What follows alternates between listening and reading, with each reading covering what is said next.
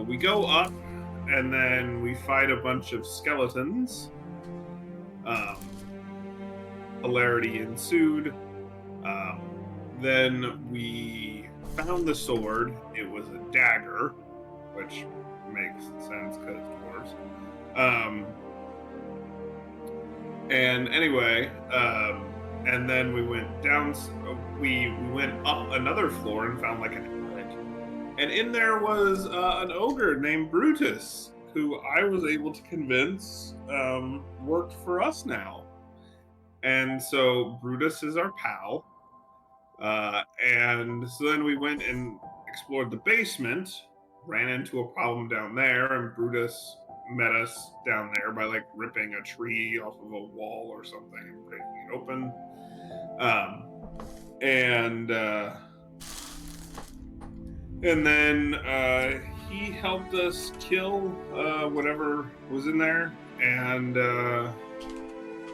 yeah, and then we left, and now we pick up here outside with Daisy and Cash and the rest of us. Hell yeah. It is later, I would say it's late afternoon, not yet quite evening, but the sun is lower on the horizon, giving an orangish tint to everything as you guys... you don't have much to load into the cart, as almost all of it was put into bags of holding. But many of you have new and interesting objects, a staff here, a mantle there, some new pipes for Edwin, and a few other bits and or bobs.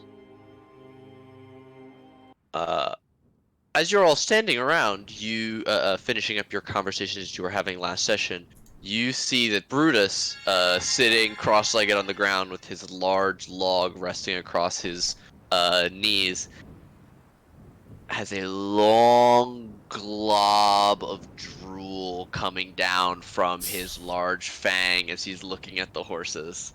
It is extending down and glistening in the sunlight. And it's so thick you think it might make a snapping sound if it actually breaks. Brutus, no, we don't eat Daisy and Cash. They're our friends. Right. I'm not hungry anyway. I mean, they did eat a horse. Saying that next to horses is not a great idea.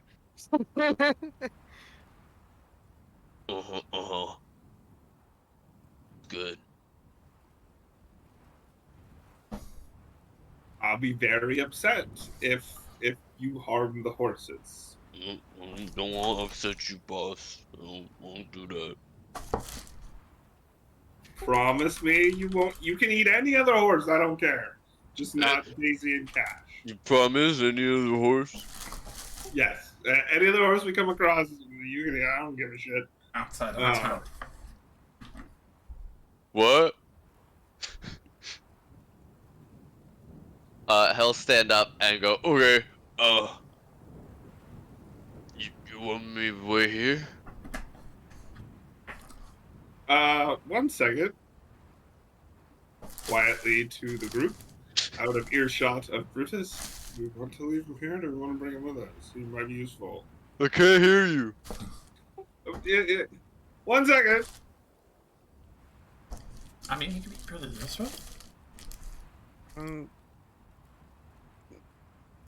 You could probably also terrify all the guards and also piss off people inside the guilds. Well, they're just being speciest. I mean, Eddard, would the guild want him? I don't know. Edwin starts laughing.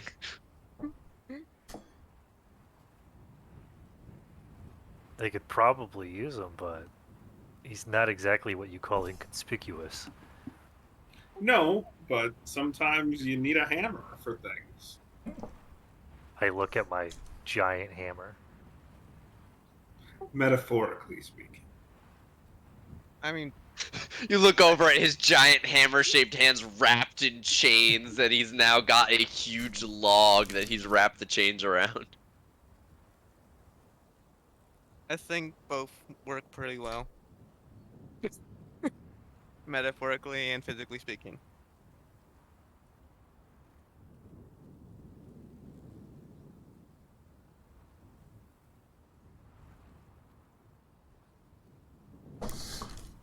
Well, I mean, What's the verdict, friends? try and take him with us? Like, I don't know. Who would leave him here, but I don't know if they were really intending to come back for him. Yeah, seems like abandoning a puppy or something. Brutus, why don't you walk along with us as we start off back to the city? Okay.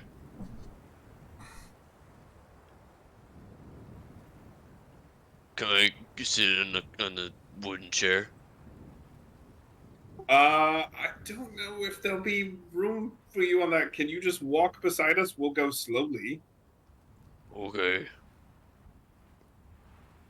Because if you sit in there, then, like, no room for the rest of us.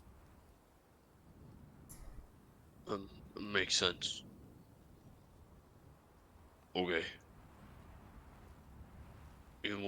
I push. No, Cash and Daisy will drag will pull the cart for us. That's why you can't eat them.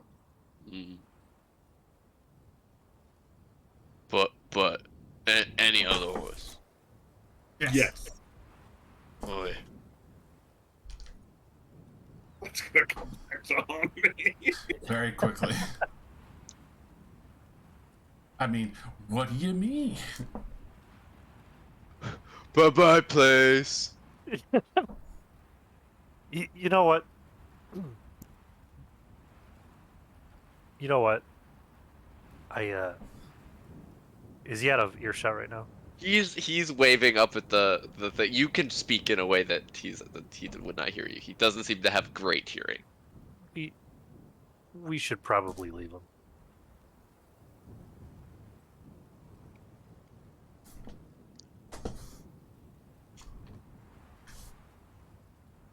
Cyrus is like pulling the cart around. Hmm.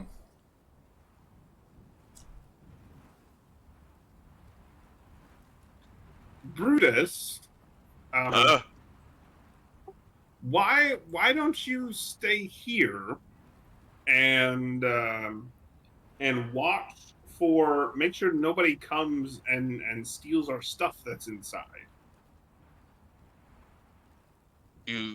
I go get it. Will you leave?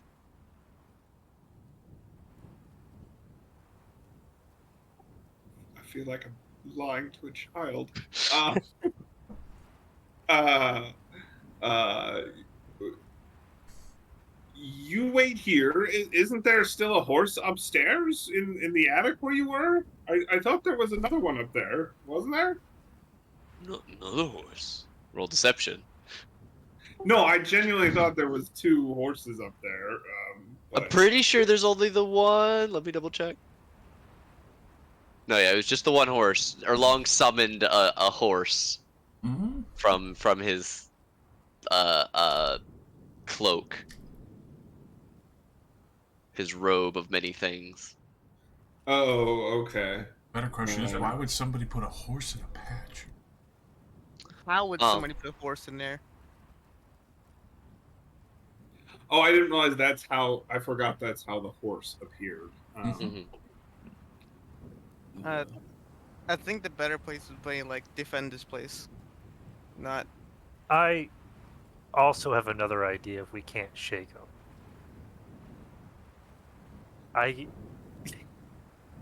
It takes a bit of Yeah. time. Oh, And I need a spell slot for it. we go now. He comes But, walking back over. I can cast Find Steed. If we need to feed him a horse every now and again.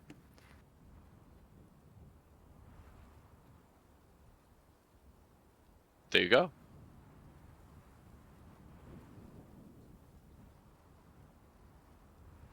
I start thinking about the implications of summoning the steam to chain feed this ogre. I mean, that works. He'll kind of wander this way. And you hear him say, boss? And Yes.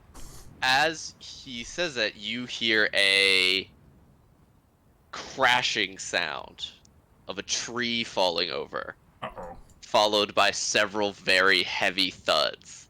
And you see a trio of figures come walking around the corner where you can see. Oh shit, it's his boss! You Big see boss. 3 large lumbering figures, all carrying myriads of weapons: a warhammer, a gigantic double-headed axe, and then a shorter, more wicked-looking hatchet. I am out of spells. Oh fuck. Does anyone speak giant? No. No. Okay. This is superfluous. Well, I don't to know if mention. other people do. I know I don't. Okay. You hear one of them call out in a loud voice towards Brutus. And as you're looking, it's hard to tell from this distance, and maybe it's a little racist, but are you seeing familial resemblance? Do they look sort of similar? And you see, very comically, the large Brutus stock still, deer in the headlights sort of look as he turns back to look at you all in the cart, or gathered around the cart. Give him a And thumbs he will up. turn and respond in giant. You give him a thumbs up.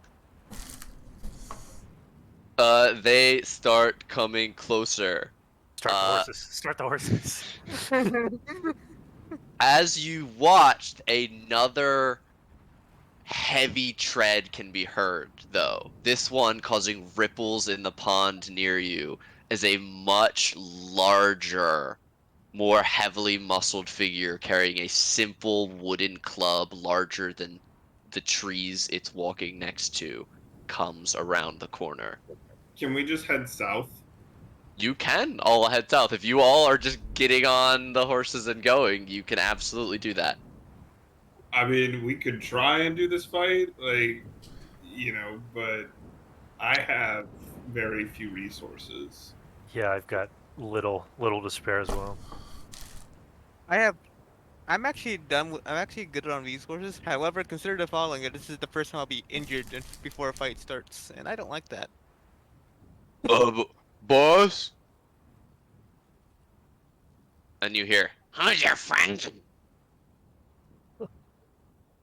"It's a tasty horse." Yes, we should leave. Let's go now. Boss? I feel like we could tip this, guys. Arlong, you've died once. I would not suggest doing it again. To my own magic. I'm that powerful. And I'll say, Blinks, can you please distract them? Do some fancy flying, please. You hear the much louder and lower rumble of the larger figure, also speaking giant. We don't have anywhere to go. They're in the way. We just head south. And we can circle around somewhere else. Edwin is in Fana, and Edward's head's like, "Get in the fucking wagon." I forgot I this actually is wasn't aware. I actually was not aware that I was not in the wagon. I thought I was Uh, already. Feel free to describe what you have Blinks do as you all get in the cart and start trying to drive away from your lost-looking compatriot standing over by the 3 other ogres. Blinks is gonna like beeline it over here to like the first one and just like hoot and in his face and do a flyby and move on to the next one and just do it to be like in your face, distracting and be like. They're like swinging at it sort of futilely, like it's a mosquito. And you hear, give I me snap a, the reins and give me a, tell Cash and Daisy to run like the wind. alrighty, give me a land vehicles check or an animal handling check, Would I have whichever is advantage better. since I can talk to them? I will give you advantage if you do animal handling, not land vehicles. Okay. Well, what's the stat for land vehicles? For Or horses, I I'm would say. not proficient with land vehicles anyway, so yeah, I'll Oh, do animal okay. handling. Alrighty.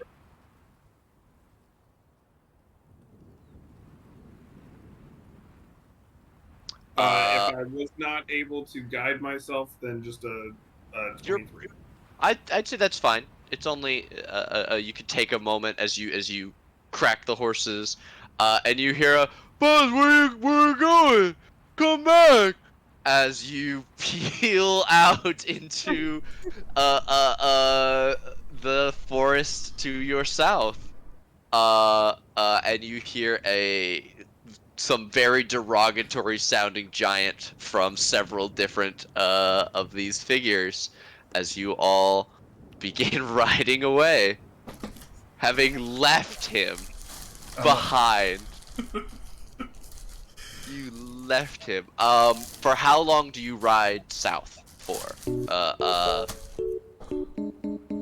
You don't, if you left, Blinks behind, to keep them distracted. Blinks probably is able to distract them for 10 to 15 minutes before he is smushed by them, but they do Okay. not give any indication of going to chase you. However, you do get an amazing view from Blinks of just how sad Brutus is that you abandoned him. He seems Well, I wouldn't be distraught. in Blinks' eyes because I have to see where I'm going. That's true. You simply know that Blinks is watching him be very sad. Blinks keeps going, damn, this is like tragic in your head. It's fucked up. Well, I didn't realize that part of the plan. Um, Like an hour. yeah, I would at least a good 2 hours. You know, and maybe starting to pull when opportunities are head east a bit back towards Riftheim. Okay. Um, but yeah, taking it at least a couple hours south. But you Alrighty. probably only have like a couple hours of daylight, right? Yeah. So if you're planning to ride for like 2 hours, it'll be past sunset when you begin to stop. Yeah, a good 30 minutes south, and then start to cut southeast, so we're not, going too far off course for the remaining like hour and a half. Okay. All right. As you are riding, it eventually gets darker and darker and more difficult to navigate the horses through the trees. Despite your ability to see in the dark, they aren't as able, and it makes them nervous and much harder to keep pulling in the same direction. As they oftentimes will see a tree come out of the darkness and split to go around it, and it forces you to get them back both under control and reset. Do I feel loss of concentration of stick after a certain time period before this time's up? His only instruction was to, Protect Brutus and shoot the others if they harm him.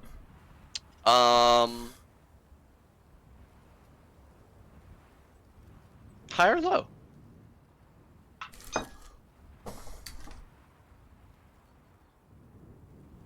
High or low? Aye. Alrighty. Damn Let me it. do 20. Yeah, about 20 minutes in. You don't share consciousness with Stick or anything. You're not No, aware of what's I just happening. know when but my concentration is released because he's no longer there. yeah, it's like Blinks gets popped, and then like 5 minutes later you go, oh shit, Stick's gone.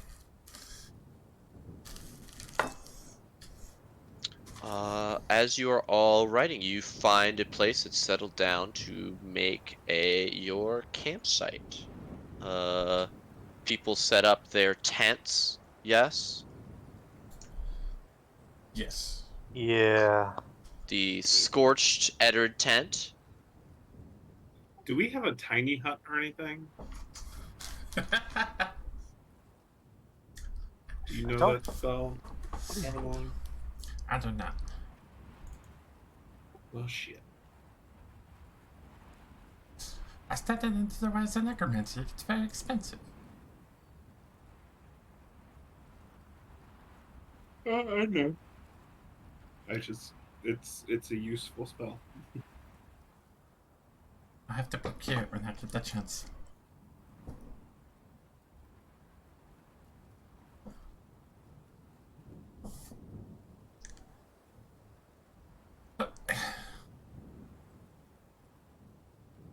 I will get some oats or whatever for Cash and Daisy and feed them and that sort of thing. Okay. Yeah, you guys stocked up on that before you left. You got some for a couple days at least. Yeah. They are very happy if you would like to unhitch them and like put them over by perhaps a tree here. Yeah, that'll work. Alrighty. Eddard, your tent was not fixed, right? No. I don't think we've gotten back to town to do it yet. Okay, yeah, that was on the way to. That's what I thought. I just wasn't sure if it was on the first leg or the second leg. Okay. You all take your time. You set up your usual camp. Using magic to light the fire, gathering some wood. Cyrus and Eddard set up their tents. Cyrus also takes care of the horses. Let's say, what are Arlong and Feyada doing while the other people are like setting up and doing things? Let's see. Great question. Probably gonna study over this staff a little. See if I can. This nursing staff. Hey, Ed is just poking at the dwarven cloak, and also the dwarven clock.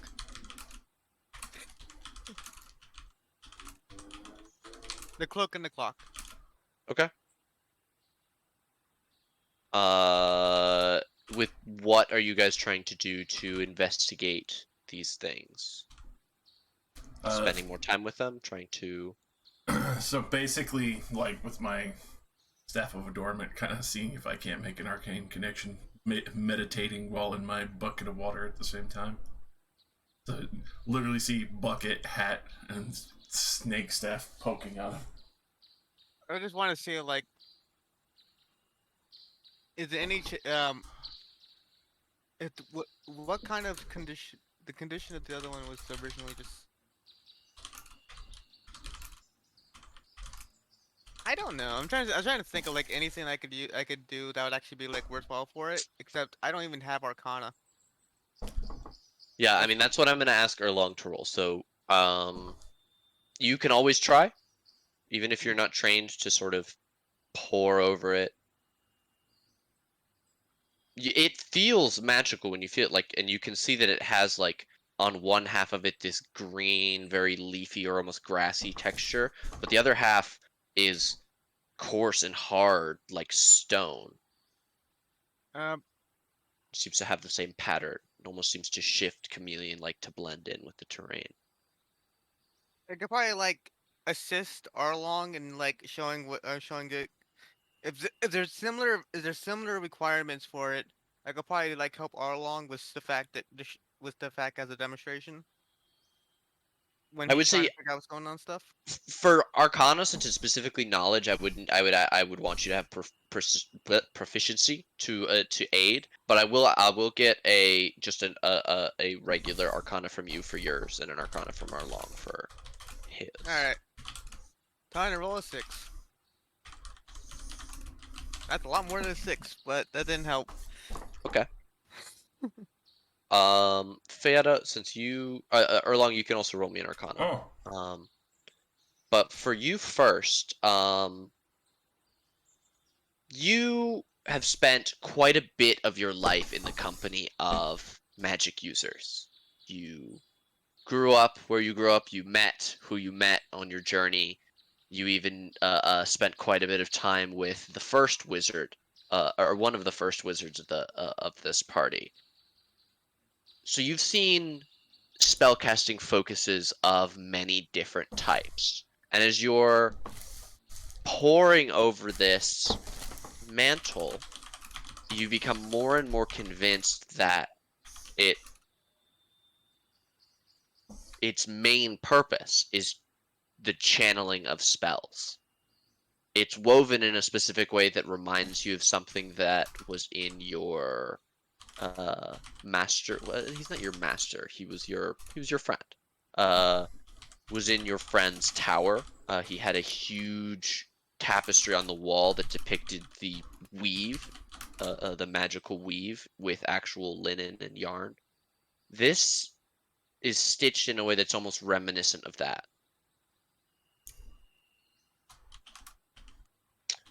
Arlong, you are doing whatever you can, but the magic of this thing seems completely resistant to you. Like you are completely unconvincing to it. You get nothing from it with your many magical senses. mm. Would it help Arlong if I, Oh, if I got, a bit at an advantage.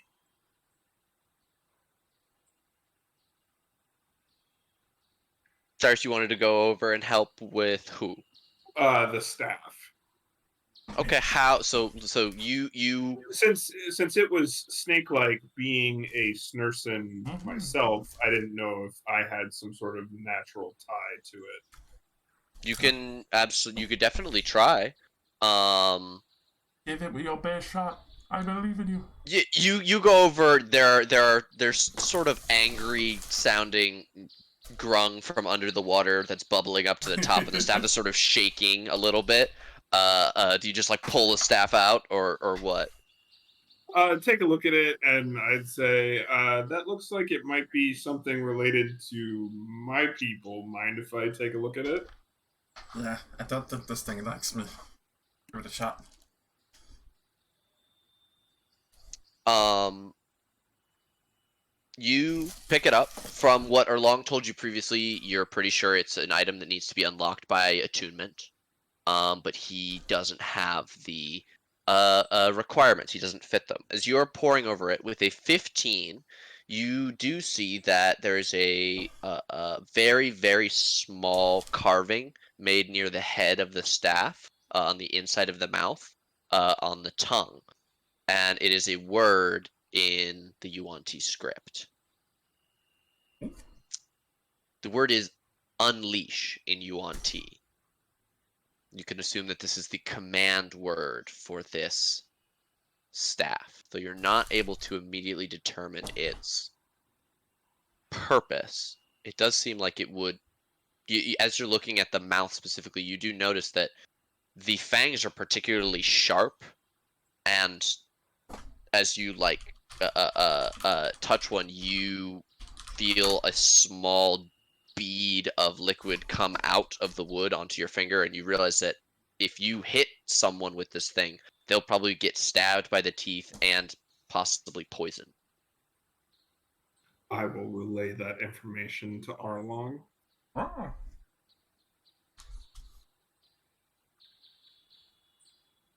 And if you want it, it does seem to connect with you better.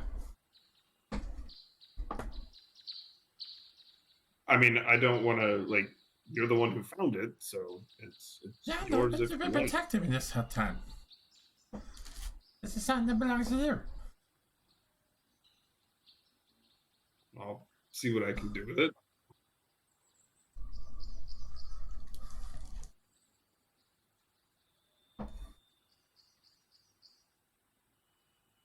Fayed is just like, I think this is a spellcasting cloak.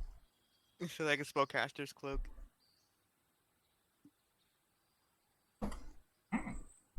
I'll guide Arlong if you want to take a look at the cloak. I appreciate it. A little bit grumpy. Would I be able to assist with that, as I was the one who already like sort of successfully arcaned it ish? Between you and Cyrus, I'll definitely give Erlong advantage, and why don't you give me a guidance as well, Cyrus? The guidance. Ooh. 28. Okay. Not only was Veda correct in determining that this is a spellcasting focus, you additionally determined that the effect of the color shifting and texture changing exterior of the mantle can be manipulated if you are the right kind of spellcaster, someone with a connection to nature, perhaps. Oh shit! All the toys are for me.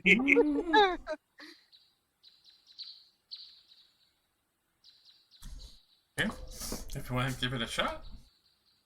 I mean, Sure. I'm not attuned to anything, so I can't attune to two things at the same time, right? You have to take 1 hour for one and then 1 hour for the next one. Yeah. Okay, since we've got a little bit of time to kill, I'll do the cloak first, since we know a bit more as to what that is. And who is currently in possession of the flaming, poisoning, raging sword of doom? I believe that's also me. Okay. You have had more than an hour, definitely. Were you trying to attune to it while you were in the cart?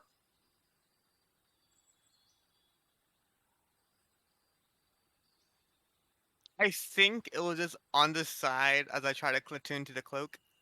Okay. So you have that in your back pocket to do when you wish.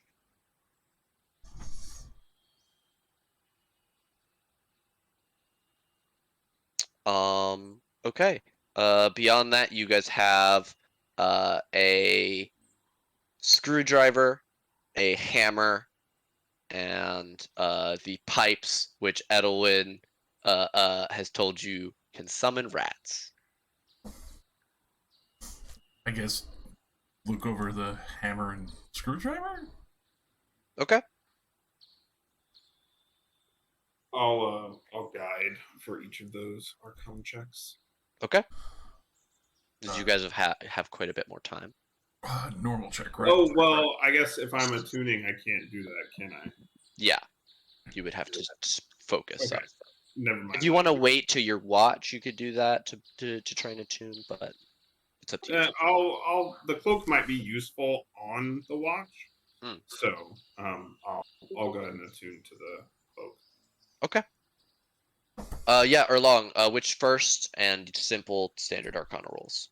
All right. Hammer first. Hammer first. Hammer time. down. 19. Okay. This hammer, as you're inspecting it, it's clearly not a weapon. This is a tool, certainly. Specifically, the head of the hammer is encrusted in all of these runes that you're not able to make out, but are clearly magical in nature. What you are able to understand is that while this thing is magical, its ability affects other things, if that makes sense. It is a tool to do something magical with, but you're not entirely sure what that is. You are sure that it needs attunement to access its internals. Oh, maybe a hammer of mending. Hammer of mending. Or hammer of fucking fabricate. Or a hammer of your mom. Oh. No. That beats me.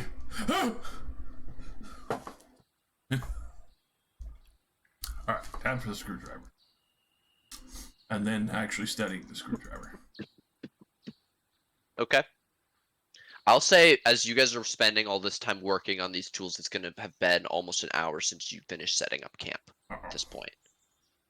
Arlong, very similarly to the staff, you reach out with your magics, but on something that doesn't want your kind of magic, you are rebuffed completely. There is no understanding this thing as you hold it. There seems to be like a button on the back, but it doesn't do anything when you press it. It's clearly magical. It's just locked tight. Things. Which one is it? The screwdriver. Um,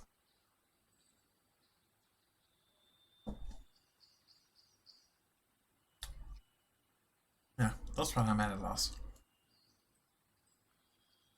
The hammer would be handy for probably some kind of craft. I'm gonna want to roll for Arcana for the screwdriver. Okay. What are you attempting that is different? It is basically it's like she knows how to. I believe Fieta would know how to handle a screwdriver. Okay. Ironically enough, so she just like looks around at it, just like looks at the multi-tool, see if there's any like accessories that are like uncommon on screwdrivers, which is like Mm. I'm thinking of like the screwdriver I have right over here, which is also has like a slide attachment where you can just like slide in different like points at the end. As you're actually, that's a very apt description. As you are going through it, you realize that this item as well is meant for the channeling of magics, but it seems much more focused.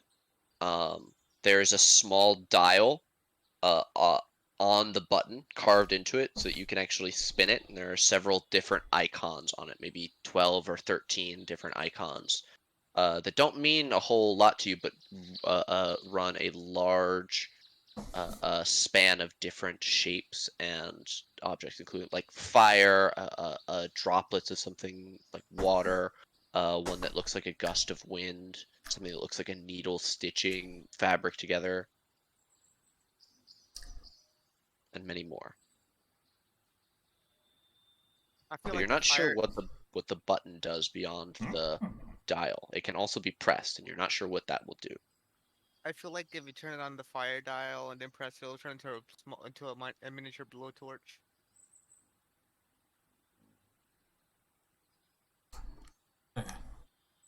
I can have a detail. Huh? You have a good eye for details. I like machines.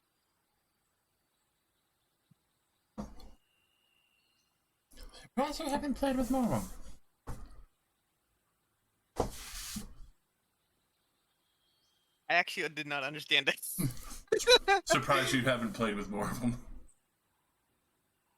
I didn't really get a chance over there.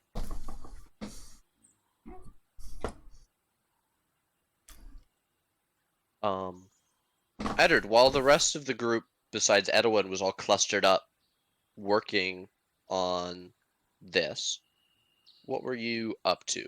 Been quiet. I know you set up your tent, so you're not still sitting in the cart, but what do you dance for me, monkey? Roleplay for me. Sitting in a tent. Sitting in a tent. Sitting in a tent. I'm gonna start pulling teeth. He's enjoying the new skylight that I gave him. Yeah,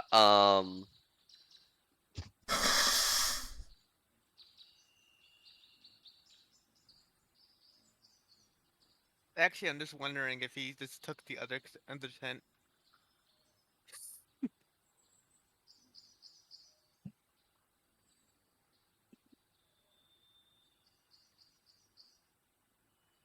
It's doing the same thing any soldier does when they have nothing to do. Sitting there. Get crunk. What? Set up a car. Set up a can, and you start throwing rocks in the can. Probably just sitting on his sleeping mat. Waiting for the day to end. okay. Look at my bucket of water and get a crazy idea. Start scribbling. Terrifying. All right. Veda wants to see if she can attune to the screwdriver. Okay, you can stay up and begin attuning to it. At this point, it are you guys beginning? I'll say Adewin will go and like lay down as well. Cyrus is maybe half an hour into trying to attune to the cloak. Long's writing. Feta, you're starting to attune to this. Are we? Is anyone like trying to like Eder? It sounds like you're going to rest now. You begin your 8 hours. So I just want to see who's up at that point. Yeah, I think Edward would probably catch some Z's at this point. Okay. Alright. Does that mean we're getting interrupted by giants right about now? I'll take first watch for tonight. I'll take second. Has anybody taken third? Actually, I should probably take first watch as I'm attuning to something. No, Dan. Okay, Just then take I'll third. take third. Oh, I can switch to second then. Give me more time to write. Yeah.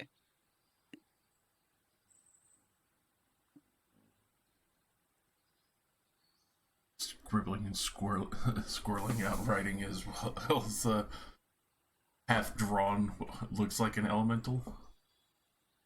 Very poorly. All right. Tuck your book, wrap it in your waterproof moleskin, climb in.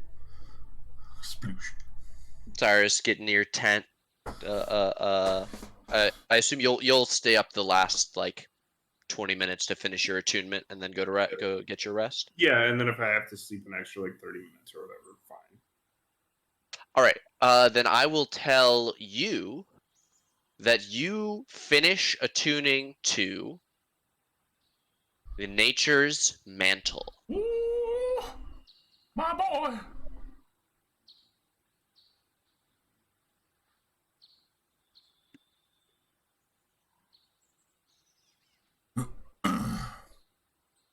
Oh, definitely. Okay. Alright. The one time another arcane trickster. Well, it wouldn't have worked for you, and it's got to be a druid or a ranger. No, I could be attuned to it by without being a druid or ranger. I just can't be attuned. I Yeah, can't it's do Can't use a specifically secondary subclass. ability. Yeah, it would be pretty useless for you. Yeah, it would be just What like do what do arcane tricksters even use for spellcasting focus? They can't use a spell casting focus. Oh, They have to use the components because you can use a spell casting focus if your spell casting says you can. Theirs doesn't. So that makes sense. Interesting. which I mean, it makes sense with them being like a partial caster or whatever. Mhm. You know. It fits with the idea of like, boom, dust in your face. I've pulled out of my pouch of ingredients. Okay, you they can have finish. a component pouch, but I cast You blind, finish it. throws sand You in finish attuning. There's a loud gonging sound that echoes out throughout the campsite, and a large number 1 ticks up from 0 above Cyrus's head. 1 out of 3. Fanta, you hear that? What are you doing while you are attuning to this? You're taking first watch, or attempting to attune. well, first things first, the perception roll.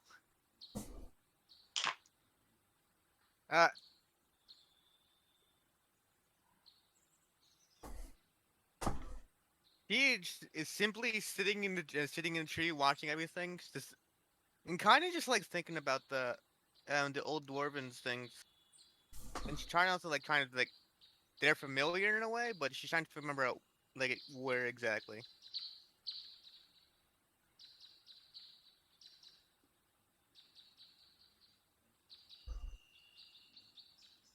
Because she's not as old as those fucking ruins, but the those figures were actually kind of sort of familiar.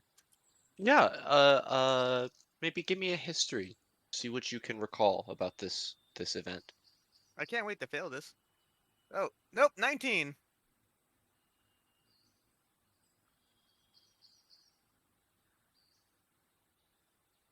Okay. You remember, uh, this would have been, well, it's hard to say time in the Shadowfell, but maybe months, maybe a year ago, you were sent out to gather some fairly simple ingredients from a close by field for your friend. When you were set upon by three figures with bluish gray skin, heavy, burly, wielding hammers and axes, more than one with a large beard. And while you were in the midst of fighting them off, you would have been overrun until your friend came to get you, knowing that you were taking far longer than usual. And you remember what they told you. Uh, these creatures who came to the Shadowfell many years ago, who have built huge strongholds out of the black stone of that plain, who are spreading, creating a large kingdom to rival even that of the many Fey courts. And you remember the word that he used, Duragar.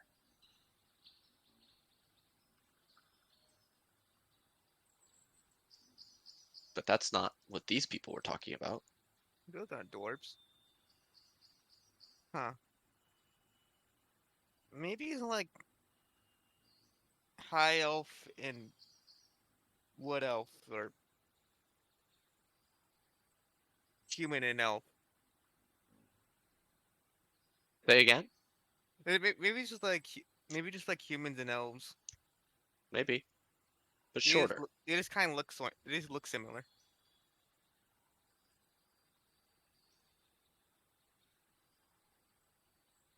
Hmm. Well, something to bring up next night. So yeah, did I finish the tuning? Where are you, like, doing this, and how you're just holding this thing and thinking and concentrating on the object as your mind sort of wanders a little bit. Yeah. What? Actually, I have the perfect thing. As you are thinking about this, you feel a soft click, and you look down, and you had pressed without thinking the button on the back of the screwdriver. Maybe you had been nervously pressing it, just as you were remembering this stressful event. Uh, and as there is a click, you watch as the form of the screwdriver shifts, and suddenly you're holding uh, digging, guarding equipment, part of what you would have for herbalist's tools. And you finish attuning to this item.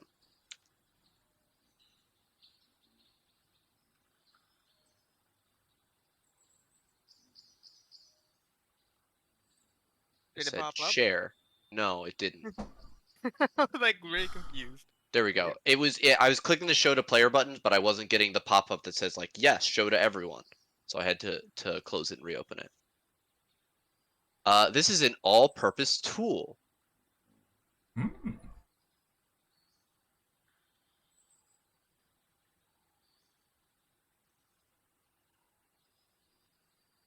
That's great.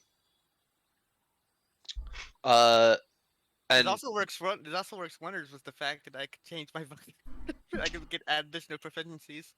so if you need proficiency, you can change it in the morning and do your tool whenever you need it. Yes, makes you much more versatile. Yay. There's a loud bonging sound. Everybody jerks awake in their bed. Huh? The number above Feada's head ticks up. What? 1. 2. Oh yeah, wait, 1 because you didn't do the dagger yet. I'm not even sure I'm gonna do the dagger. After all, somebody else is asking for it. So Yeah. if you give it to, so you show it to them, and then after they say no, then we can attend to it. Okay.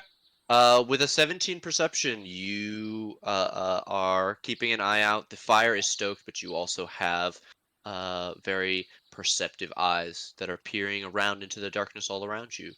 There are no loud thuddings of ogres or giants approaching. There are no sounds of growling or howling or skittering to cause you alarm. And after 2 hours, you end with what tool would you have turned it into as you were playing with it? What would be the last one? I'm trying to remember my list of tools.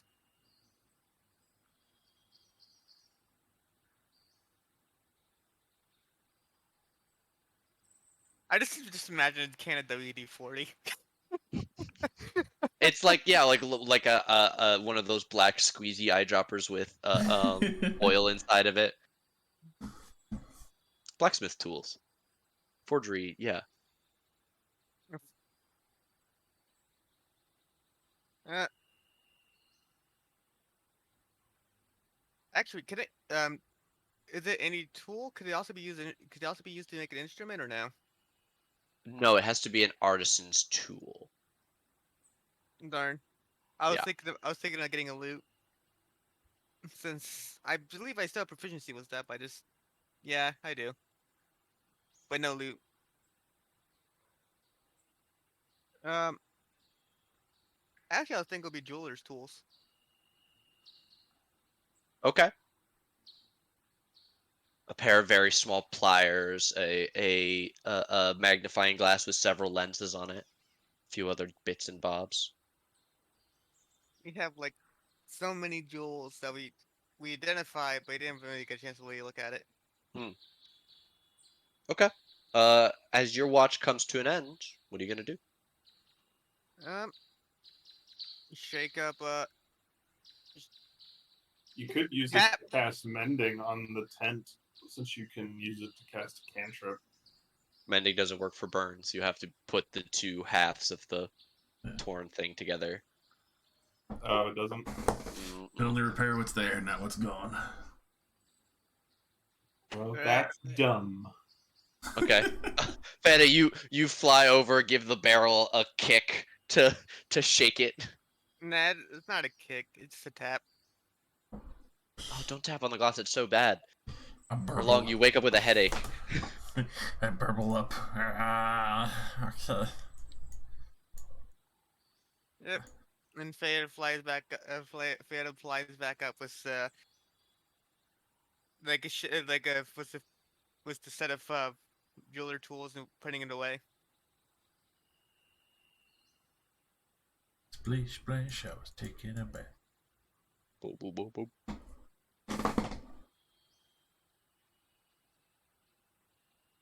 I admire the Alright. stars. They're quite beautiful. Feeling very refreshed. No longer stuck in a stuffy classroom. And very much respect the professors who prefer field work now.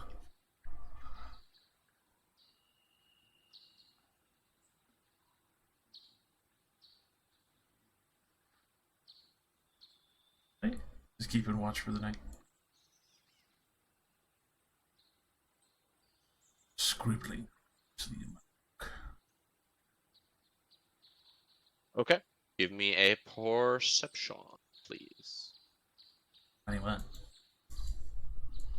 21.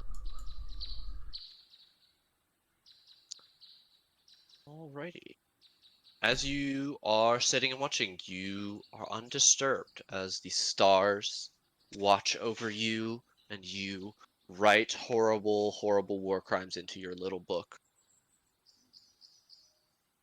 That's right. You bad, bad man. but I also write extra pieces as I look at the stars and get more inspiration.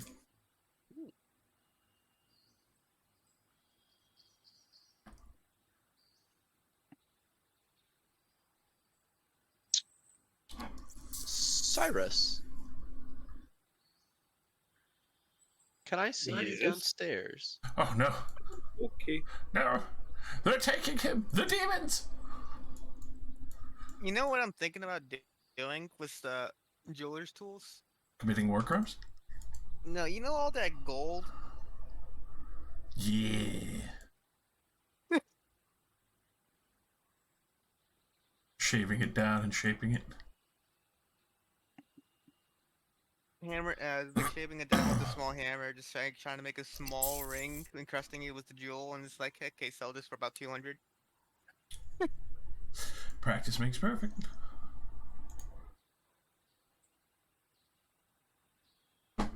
If nothing else, extracting the gold would already like ramp up the cost of it, and also makes it so that we're not carrying like hundreds of pounds of fucking weight.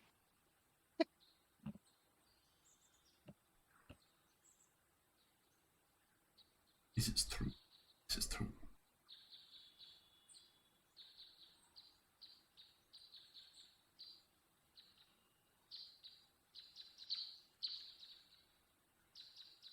I also realized that I only have one attunement left, not two.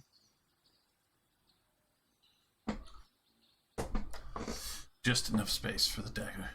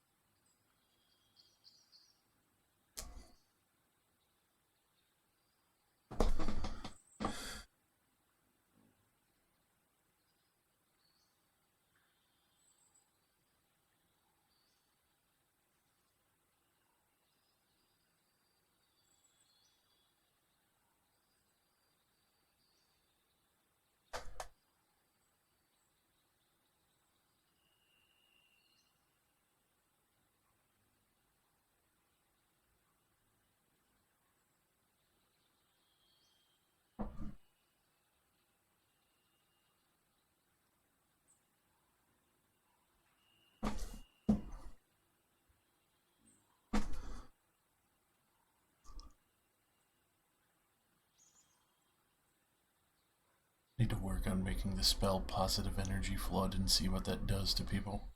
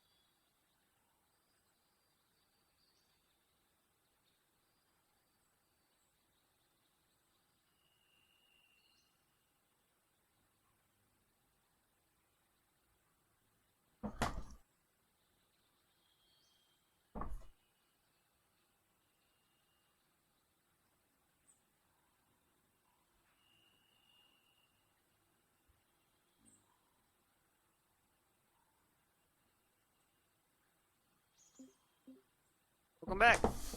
Apologies for the delay, y'all. Hello. Hello.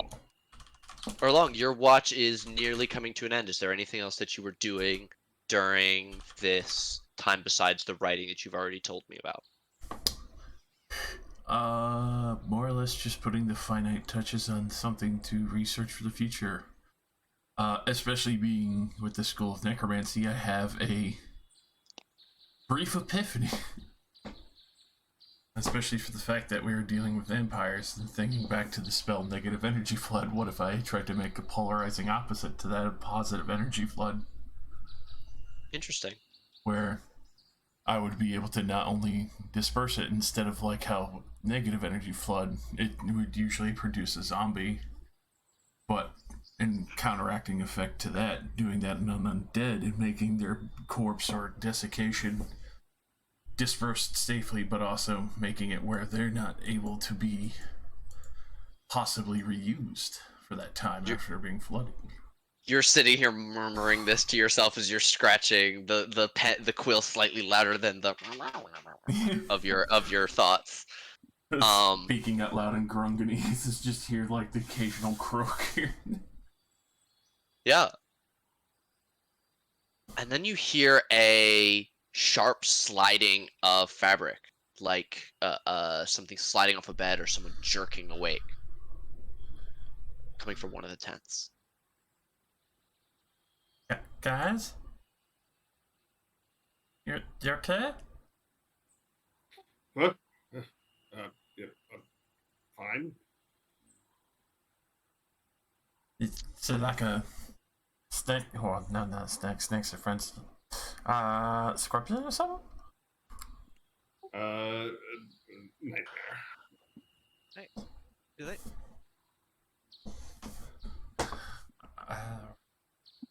What about?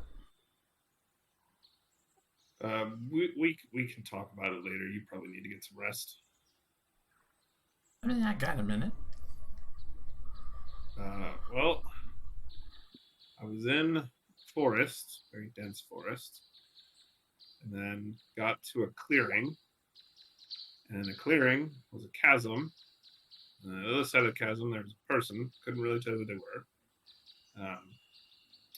But there was like a gust of wind that blew at me, and the person was like stretching out with a rope. So I was like, okay, I'll take that cue, and I jumped into the chasm.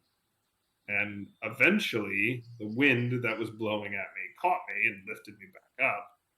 And then the sky opened up with eyeballs, What the fuck? hundreds and thousands of eyeballs. And there was a blinding light, and then I was awake again. So, yeah. Any idea what that means? I mean, I've heard of wizard madness and such, but like, nothing of like that intense description.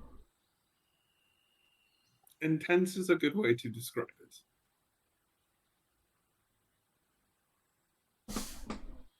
I mean, I could try and find like a dream though.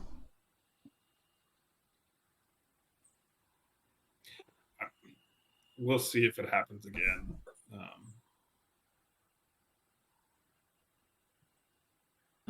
You'll be alright? I'll be fine. I want to test out the cloak anyway. And also take a look at this snake staff. So, It's pretty crap. It's nice. yeah, I'll post up next to a tree and try and vanish from Arlong's sight. Safe battle.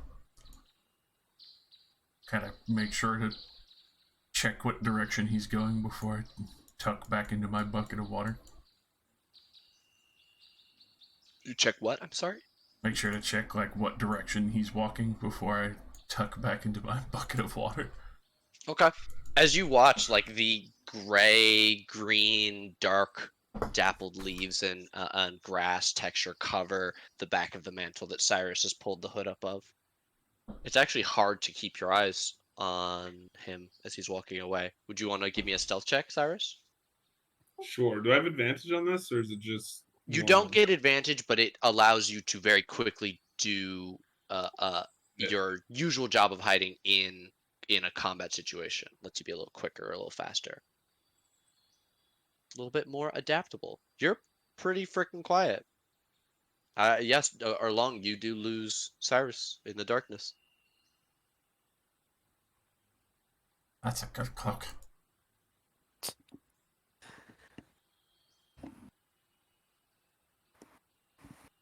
Oh, bro. I'm waiting So for the joke. I was waiting yeah. for the joke, Gordon. Sorry. Go ahead. No, I was just laughing. Oh, I'll attune since I've got an hour. I'll attune to the staff while I'm on watch. Okay. Just kind of set with it on my lap and if that means I make the check with disadvantage or whatever, totally get that. So No, I didn't give that to Fieta, so I won't give that to you. Give me a perception check. Are you doing anything specific because you're attuning to it? Do you have any flavor you want to add? Speaking to it in I'd partial probably tongue. just set it out like I grew up. It was called sitting Indian style. I don't know what the term for it is now. Crisscross applesauce. Okay, there we go. You're sitting with your legs crossed under you. Yeah. Late 80s, early 90s. That's what we called it. But anyway, the staff then on my lap and just kind of focusing my magic into it to kind of get a sense of what it is, running my hands over any runes or whatever. As you are sort of almost stroking the staff, running your hands over it, it becomes sort of almost like you would treat like a pet snake, like very slowly from the head downwards towards where it becomes more like a staff. And you come to a point when you are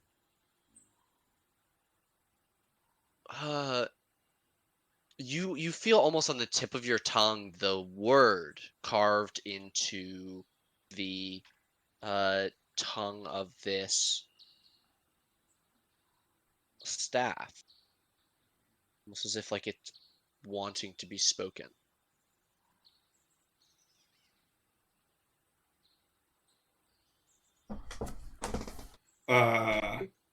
I will say the word in Draconic because there's not the two languages I get naturally as a UNT are Draconic and Abyssal. Is there not then it would be an abyssal. Okay. Then I will say the word in Abyssal. All right. As you do so, the head of the staff changes color and animates. About the top foot of the staff of the adder animates into a snake.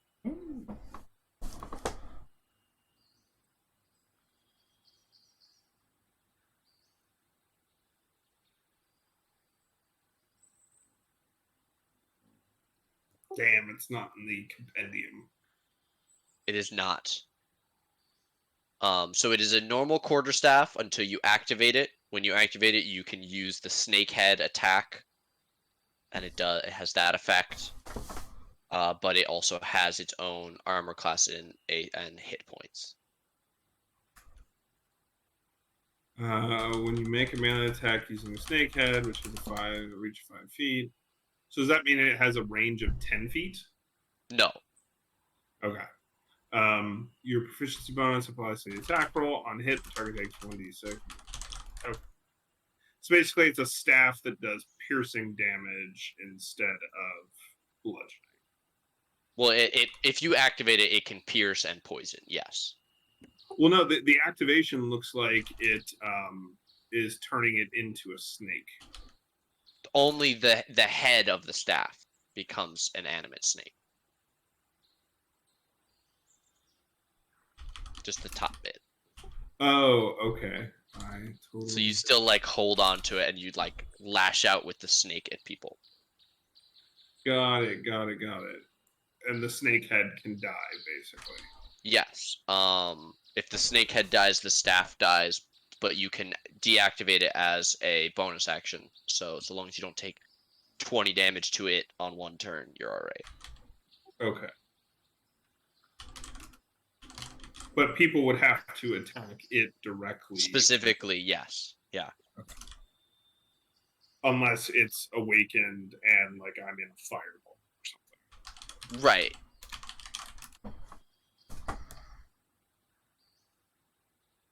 Got it. Okay. I didn't even think about that. Yeah, fireball.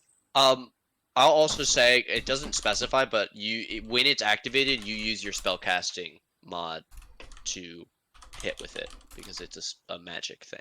I think makes sense. Are the unactivated attacks magical for the purposes of overcoming resistances, or No. The staff, the snake head is also not magical, a magical attack. It is an animate snake head, so it's like a normal snake.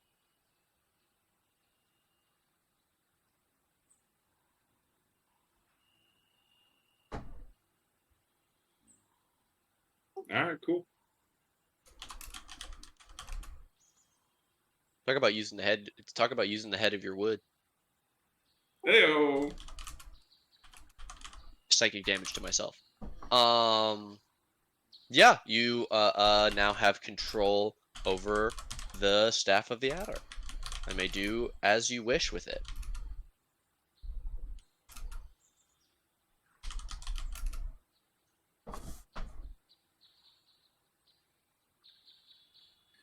Plus wisdom on attacks, or User.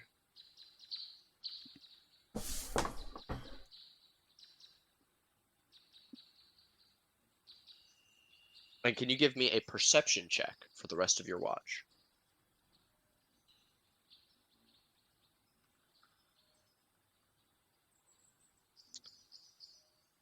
Cyrus, with a 22, you don't hear something, you don't see something, it's not even you smelling something. There's this feeling you have, especially having opened yourself to the weave, especially with the dream that you just had.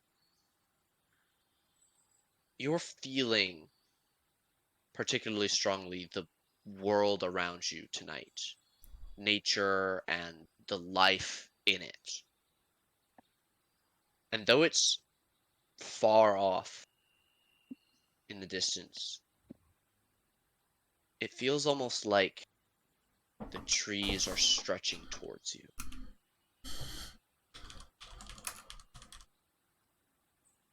I don't know if I like this, but okay.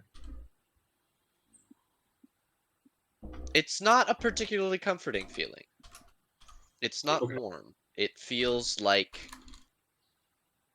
walking down a like street with a bunch of dead trees, and the wind is making them like claw down towards you. But as you look around, the trees around you in this clearing aren't they moving slightly in the soft night breeze? Several of them with birds or beasts of the night. More than a few bats flit about in the sky above you, obscuring the stars for a blink of heartbeats.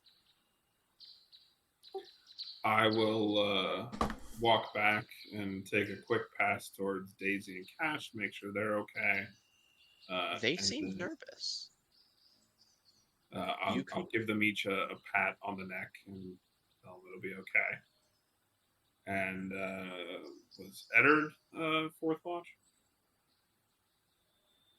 No one stepped up. Eddard was already asleep when you guys were determining watch, and Edwin's not here, so I didn't speak up for her. Right. Okay. Well then, I guess I'll say to the horses, if you see anything, whinny real loud. If you see something, say something. Or actually, like I rested long enough to get my wild shapes back, so I'll summon Blinks and just have him. I will first thank them for saving us from the ogres. There we go. And then ask him to watch over the camp. Okay. Feel free to pop Blinks down.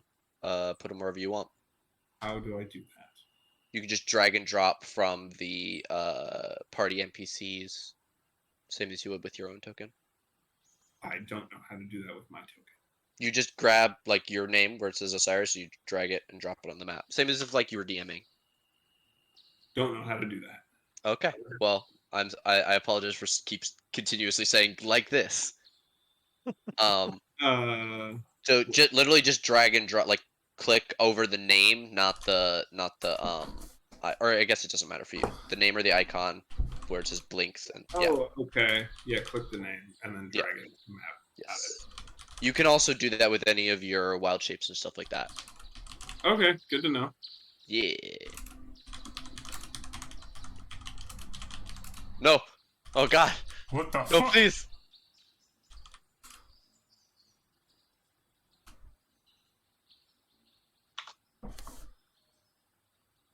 Alrighty. You go to bed. Your owl is flitting about. How long does blinks last? Half my druid level, so they'll stick 3 around hours. for 3.5 hours, Okay. or 3 hours if you're rounding down. Whatever the ability says. Regardless, they'll be there when you wake up. Yep. Give me a perception from your owl friend. Okay, they have advantage because of keen hearing and sight. Gross. 19. And how close are they just staying in the one tree, or is it like get it up above the tree line circling around? They'll flit around. You know, they're a fey spirit taking Okay. form of an owl. So Okay. Maybe a few scouting trips out and coming back. yeah, it's Okay. not like they're not concerned about getting tired and that kind of thing. Right. Okay. They flutter about, and for much of the rest of the night, there is nothing to see. The thing that is to see is, nearing the end of the watch, the owl sees the beautiful sunrise.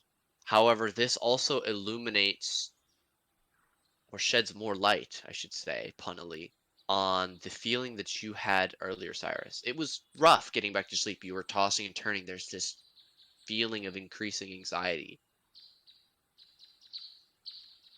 Blinks could tell you that the trees are seemingly stretching towards you, but it's not all of them at once.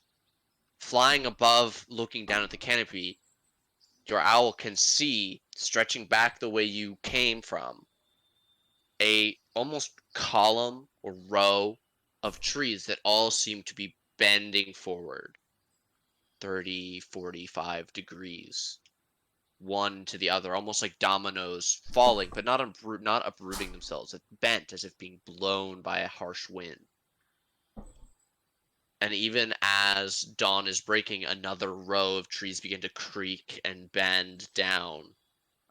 This ever growing closer, almost tendril of trees is growing closer. It's probably 200 feet away, as Blinks sees this and comes flying down towards your tent. As you are awakened by your bird, you have completed your short rest, or your long rest, and anyone who would be awakened by loud owl sounds can freely get up at this point.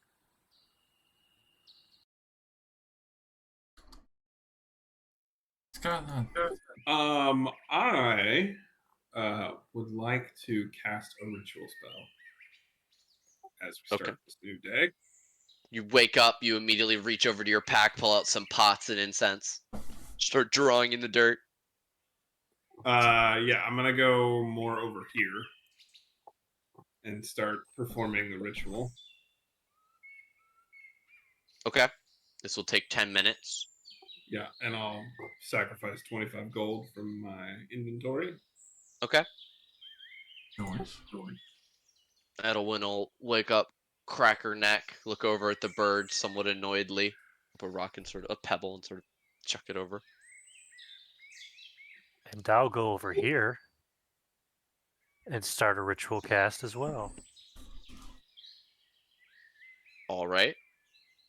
Ooh.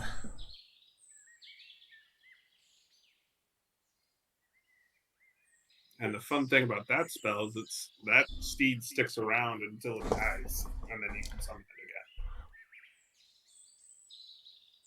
again. As you are all getting up and waking up, it is less than 10 minutes until you can hear the creaking of the trees and see maybe 2 or 3 rows back into the forest.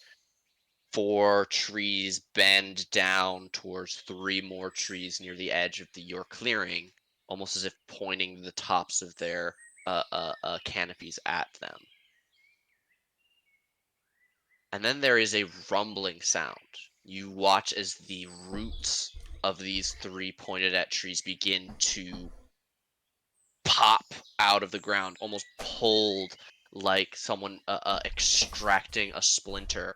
And a large, heavy root tangle lands on the ground and begins to push, and the rest of the roots of the tree begin to come up, and they start to twine and separate, and then another bough of branches slams down and again pushes up, and with cracking and heaving, you watch this tree animate and step out of the ground, shaking loose clods of dirt off of it.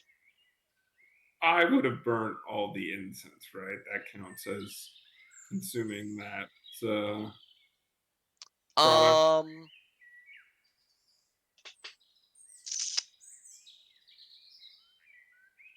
Like, it doesn't consume Sacrificial. a spell slot because I was doing it It as says a sacrificial offering appropriate to your religion. So if just money would be like what you're offering, then I would say that until you finish casting the spell, it doesn't go away. Like if you don't have a physical object that you're using, like unless you have something that you're like, oh yeah, I'll carve, you know, a symbol of something that would be worth 25 gold. I don't think that it would go away until you finish casting the spell. I wasn't necessarily offering money. I don't know what I would be using this. I'm not like I know Mentor is the deity that I worship. Do you have any idea of what something might be that would be valuable to him? Knowledge, something growing, life that represents the natural order, sacrificing something that you worked hard on that is you like that is gainful and knowledgeful. An example might be like oh, this was my first spell book.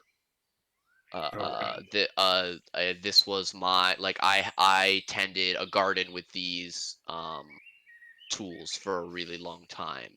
I made this device that tracks time, and this was my prototype. Okay, got it. Whatever you have, your small statuette of Mentor that you're going to sacrifice, is not yet consumed until you finish the spell. Got it. So you are both 9 minutes into casting. As that first one pulls out, the other 2 that were pointed at begin to rise as well. Shit. I'm going to ask you all to roll initiative to as you see these things begin to take menacing steps towards you all and your precious horses. Not the horses. Why is the horses?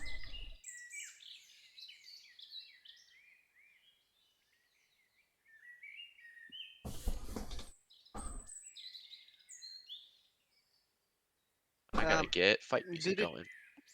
Question. Answer. Do Treants speak Sylvan? You don't know? One way to find out. I didn't live in there.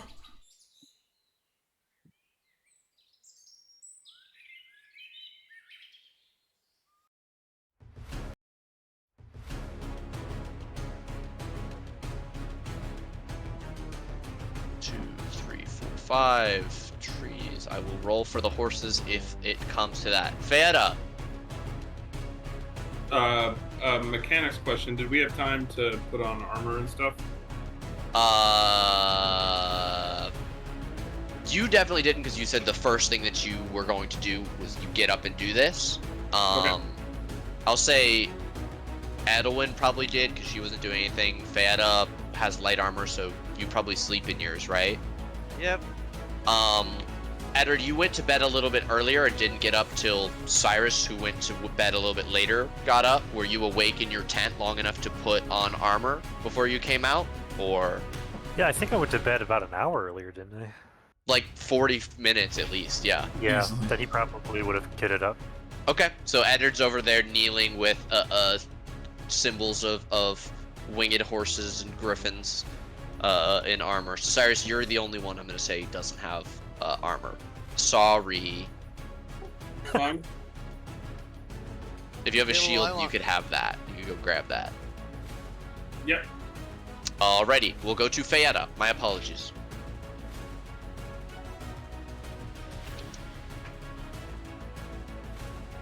Fairy lady. I'm trying to think, like, do they look like they're intelligent? Is that a perception check or anything like that? I would- I don't know how you gauge intelligence from a tree. You do see that they do seem to have like faces, though the eyes aren't open and the mouth is lipless and is more just like a slash in the tree. You're pretty sure they didn't have that before. Those are all the things you know. If you want to try and identify these things and learn more about them, I would say nature is your knowledge about the world around you. Stat. How about survival instead? That would give you very different information. Right.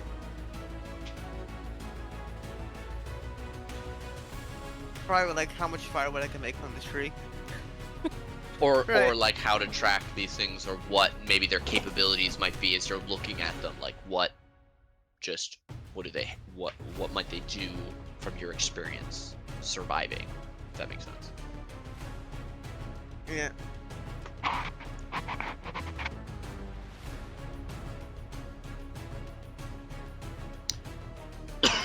So, what's it gonna be?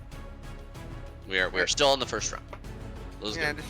I'm trying to like glean as much knowledge as I can from them with the survival check. Mm. I try to. Okay. With survival, you can see that they are very heavy. These things will use their weight to throw themselves against you. But you can tell that they're definitely still just trees.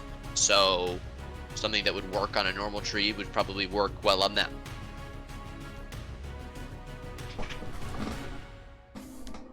I don't think like as much as the obvious answer is there. I don't think it's a good idea to light the forest on fire.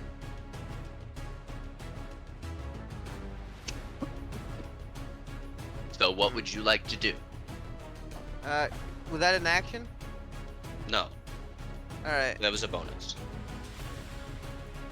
All right. Sharp bow. Who? One of the bomb left. Okay. Oh, bottom right. Okay. Bomb right. Yeah. Sorry about that. A 19 will shoot out and pierce right into this thing. And I don't get a sneak attack. As you shoot out, you see that your piercing arrow seems to be caught on the thick bark of this thing. It is resistant to your arrow, as its nature being a tree is very hard to just stab straight into. So we'll take 3 piercing. Is that you? Would you like to move? I just hit a button on accident. Right. Yeah. Let's see.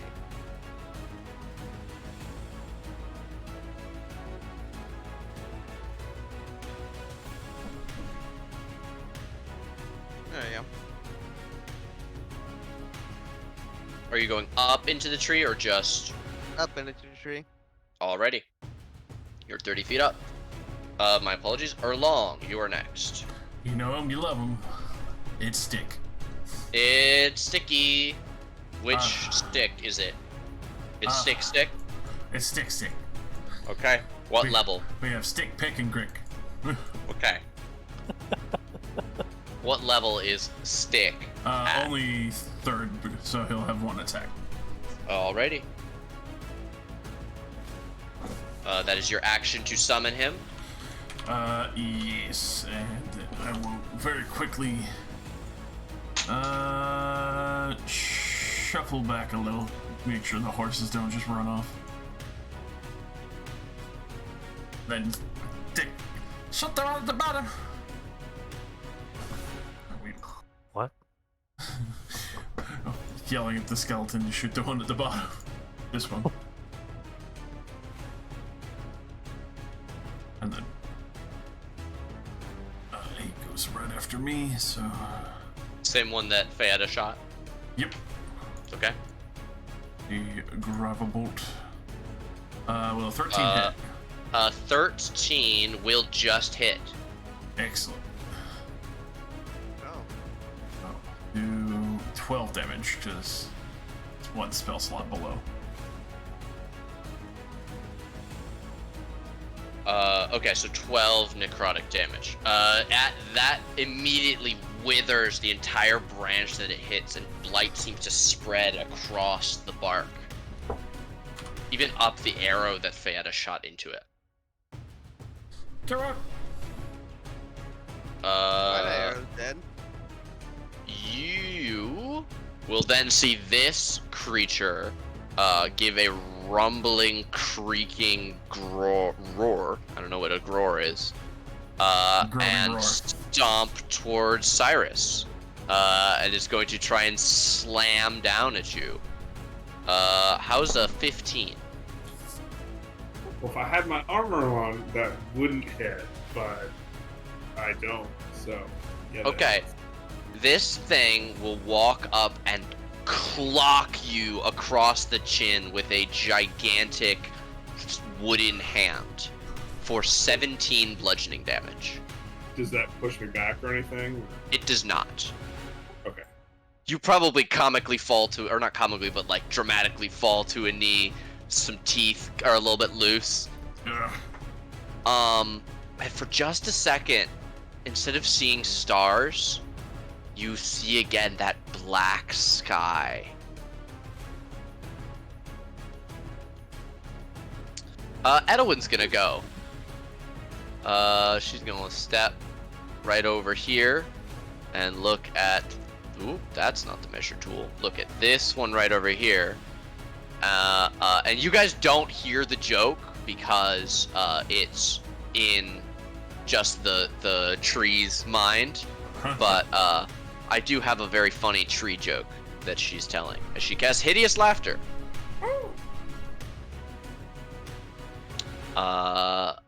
And this creature is intelligent enough to need to make the save, and an 11 will fail. So you all hear in your minds as Edwin yells, "Timber!" and the tree falls over with a loud crashing sound. And you hear the bark like scraping against itself, creating this high-pitched, almost screeching, squealing sound, like demented laughter. What the hell?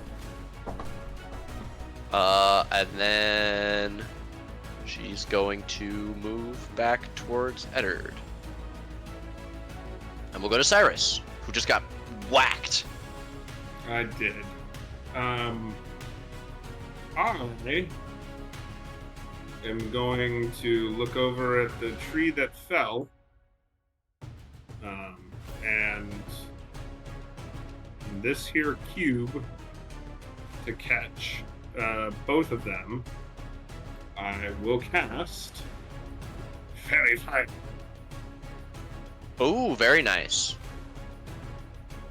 So, just like these spectral violet flames shoot out from my cloak, because I can use that as a spellcaster focus, towards those two trees, and they each need to make a DC 15 Dex save, please. Yes, sir. I figure trees are not super dexterous.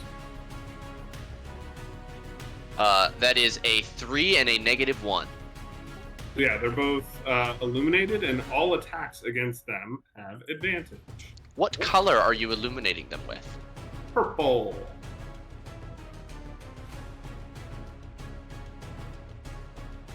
And then, shit, I can't disengage. I'm gonna get fucking rocked.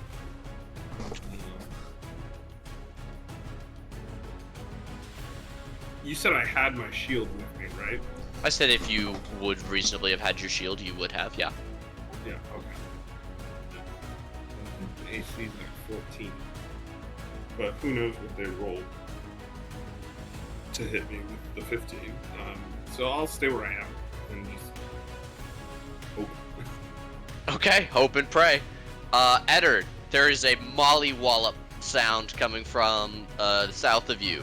Edwin's running over, there's magic being slung around. Do you break your casting?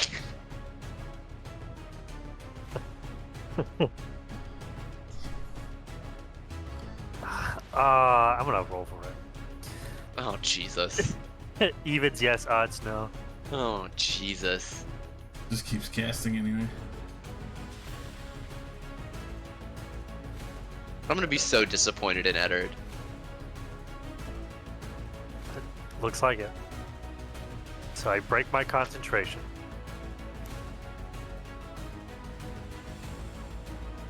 Somebody owes me a 2nd level spell slot. It's not consumed until you finish the casting. It is consumed. It isn't actually ritual casting. So I'd expend it. Oh. I also can't get over there.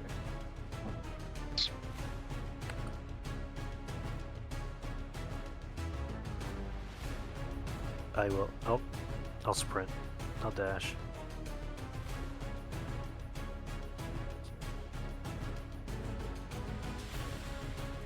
That'll be Eddard. No, yeah. If your concentration is broken, the spell fails, but you don't expend a spell slot. Oh, okay. So you are both. You and Cyrus are both good. You dash over. You get on the other side of this thing. Did you? Are you? Yeah, I'll pull out my maul. Do anything to try That'll- and get its attention? Would I be able to do that? I don't know. I'm just asking. Are you trying to? Is that what you're trying to do? Do you want to? I don't know. Yell at a tree, spit on it, piss your pants. I was always a firm believer of deforestation. It'll be my turn. God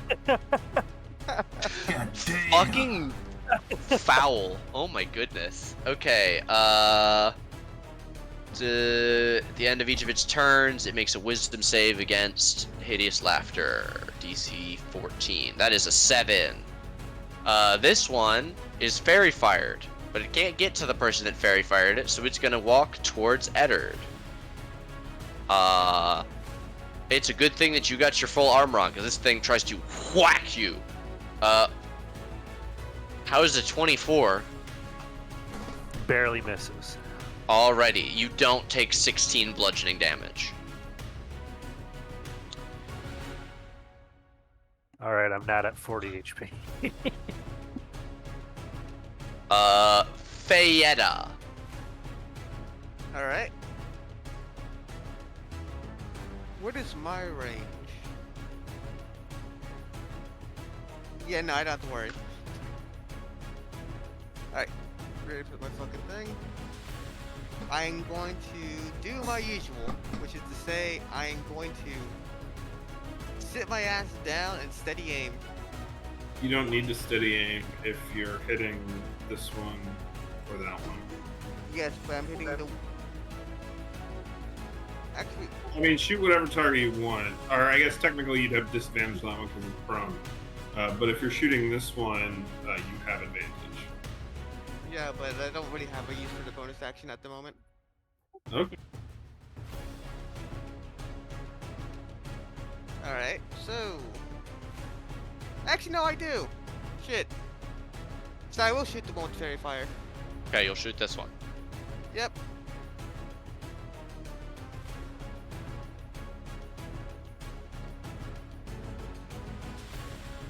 Uh, 24 is definitely gonna hit.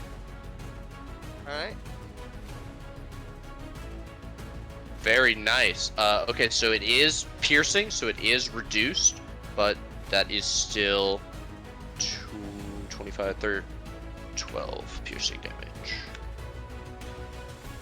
And, then- yep, Wills in the grave on this one then.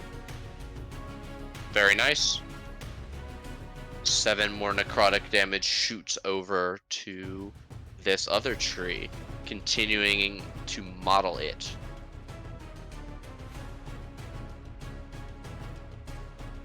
Is that going to be you? Yep.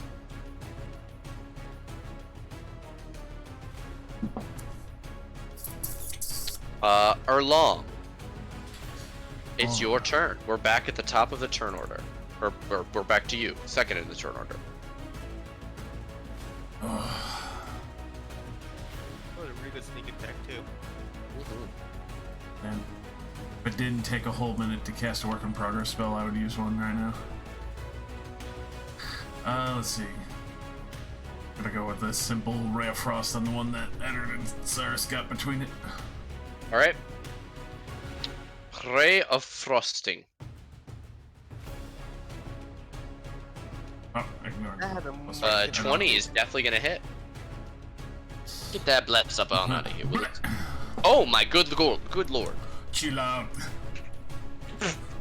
Yeah, you shoot the other side of this tree where the necrotic, from where the necrotic is, and it begins to freeze, and you watch that the leg that you shot shatters, and the tree topples slightly to catch itself with one of its huge limbs, leaving just one to hit with. Definitely bloodied. Get his arm. Large crack running up.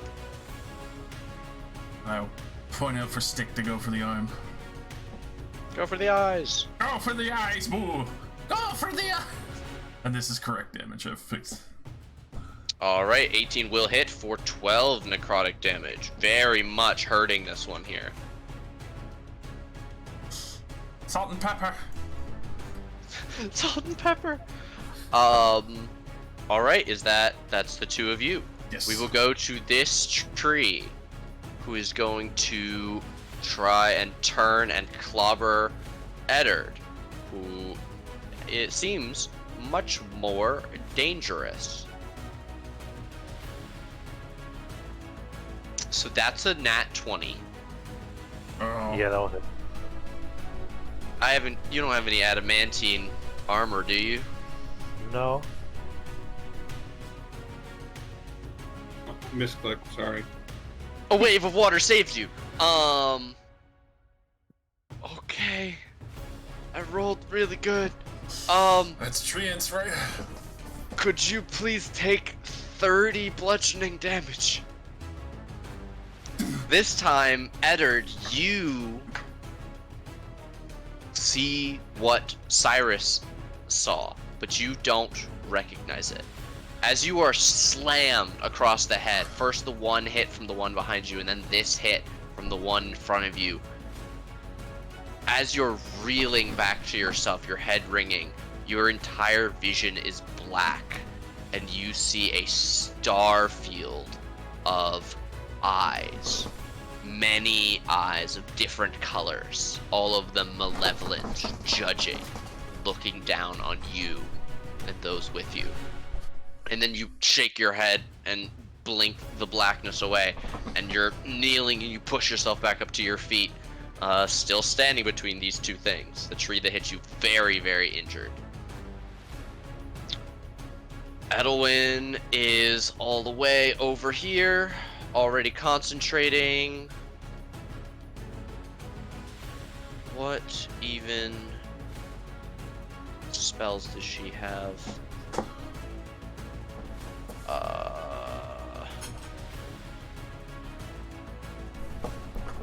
Man, she's got like nothing that's just like damage, huh?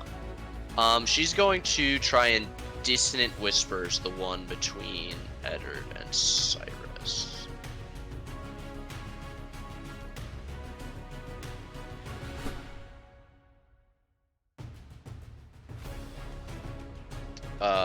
Why did that not do damage?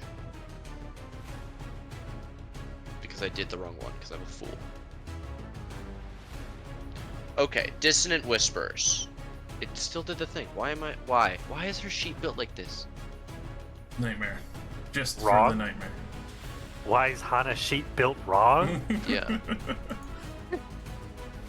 Well, I just realized that since Hana is a Oath of the Washers, we should have been getting a bonus on initiative checks equal to their charisma modifier if we're within 10 feet when we start combat on all the things since they showed up. Adowin's a bard. No. In the Tomb of Annihilation game, Oh, yeah, the initiative. Yeah. It almost never comes up, so we just, yeah. Tragic. Funny. Okay. Wisdom save for the, Treant. A 17 is going to save. There's no effect on a successful save. We'll go to this Cyrus. transfers is half damage on a success. Half as much damage, so 7. Which leaves this thing alive still, as we get to your turn, Cyrus. I believe it's half damage, no No react. disadvantage. No running away, yeah. I am going to bonus action Spirit Totem. Alright. So we're gonna call down a Python Spirit just for the immediate effect. So the Python Spirit's gonna be there. I'll put a little marker. Circle. Yeah, so within 30 feet of that thing, all of my allies, including the horses, get what is that? 5 plus 5 plus 7, your I think. druid level, so that's 12. 12 temp HP. A Lamau. And then I will see if poison affects that. Okay. Oh, you already used your bonus action to put down a totem, and your staff wouldn't have been activated. No. This is poison spray. Oh, This my is apologies. a natural cantrip that I have. That's fucking badass. Constitution save from the tree. That's a 6. That fails. What does it look like as you poison this tree to death? I think it just like starts to like the leaves turn brown and wilt, and it crumples. Are you telling me the druid just industrialized the tree? And then I'm gonna back up. 1, 2. He used Roundup. The Roundup herbicide. Alright, if that's you, we'll go to Eddard. So I'm gonna just drop all of my healing into myself. Alright. So I boost 35, and that's me. Okay. This tree gets to save. 6 does not save. This tree gets to try and hit you. A 25. Yeah, I guess that'll hit. That's gonna be 19 bludgeoning damage. Don't forget to take off your 12 temp HP first. I have So it 10. only effectively does what? 7. 7 to you?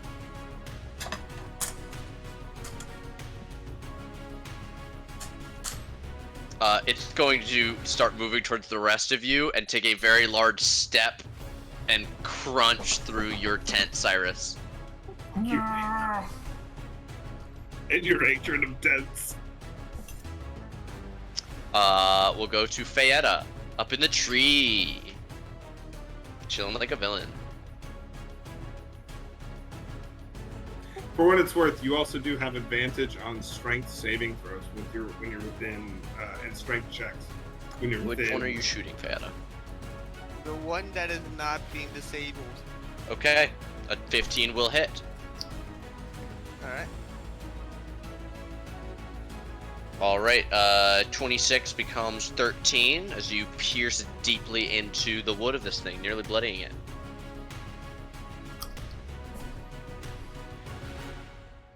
You did not have to steady aim. Would you like to move? I'm trying to think, like, what can I do right now other than keep shooting it? Move and hide. Move over towards the other one.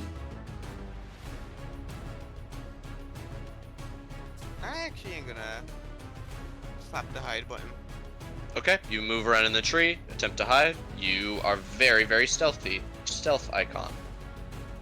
Long. Go running and waddling over. Nice wet plap on my feet. Tap, tap, tap, tap, tap, tap. Fucking whip around to the nice arc of lightning and go straight through the two of those fuckers. Okay. A 12 and a 1 are both definitely gonna fail. Lightning bolt! Very nice. Nearly blasting through and killing this one. And this one will as well take the full damage and be immediately bloodied. It gets an advantage save to wake up, and a 14 is her DC, so it is no longer charmed, but it is still prone. I've never had an infinite refilling component pouch before. This is an ironic situation.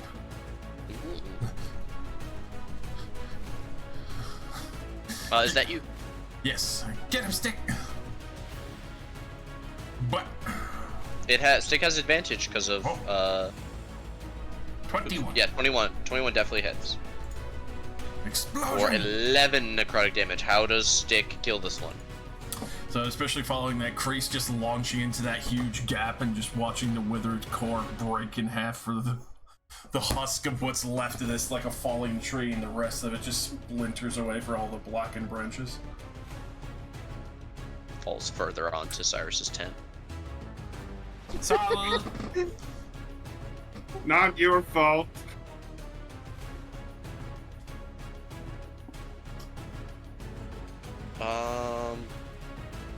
Edelwyn has seen what these things did to Eddard and has no desire to get close to it. So we'll do the same thing we just did. Dissonant Whispers. And a wisdom save of a 19.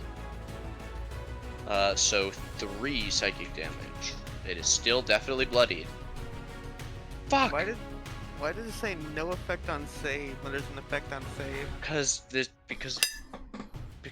Look, we've gone through it. Their sheet is not built 100% correct. Click and drag spells from the compendium as much as possible. Because then it Always. will pull that stuff in for you. Cyrus. Okay.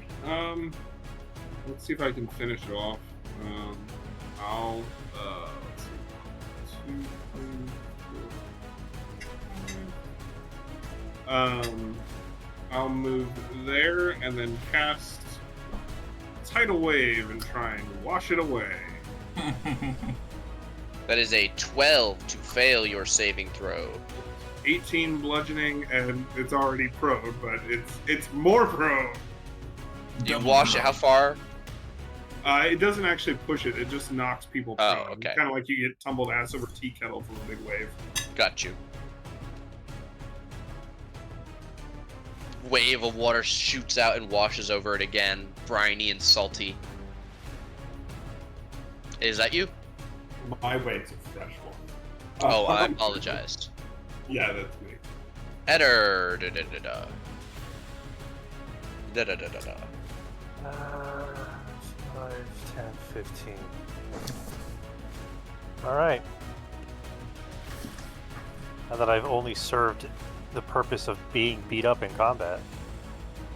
Let's, Well, you have double advantage from being both prone and illuminated with fairy fire. Yeah, your first hit does it. Your second hit helps with the feeling of resentment. What does that look like? smash. Understand we have a nice day. I'm going to pull all of the teeth out of your head to get you to talk. I'm gonna do it.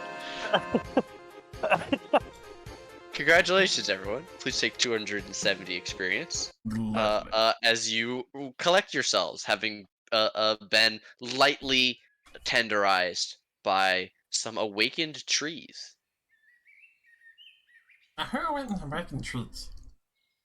Alright.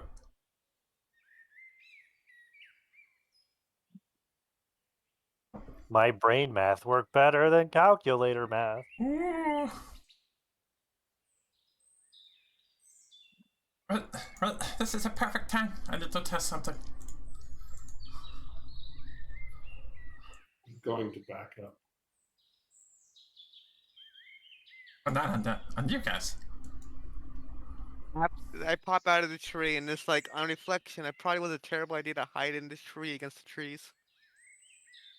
Oh, and I Right. was reading, Nate. Apparently, those temp HP last until your next long rest, like until you use them up. Okay. Oh, damn. So yeah, because I was reading one of the ways to like cheese the system is to cast it like at the start of the day, short rest, and then you know. So I've got it. And So how much temp HP does everyone have?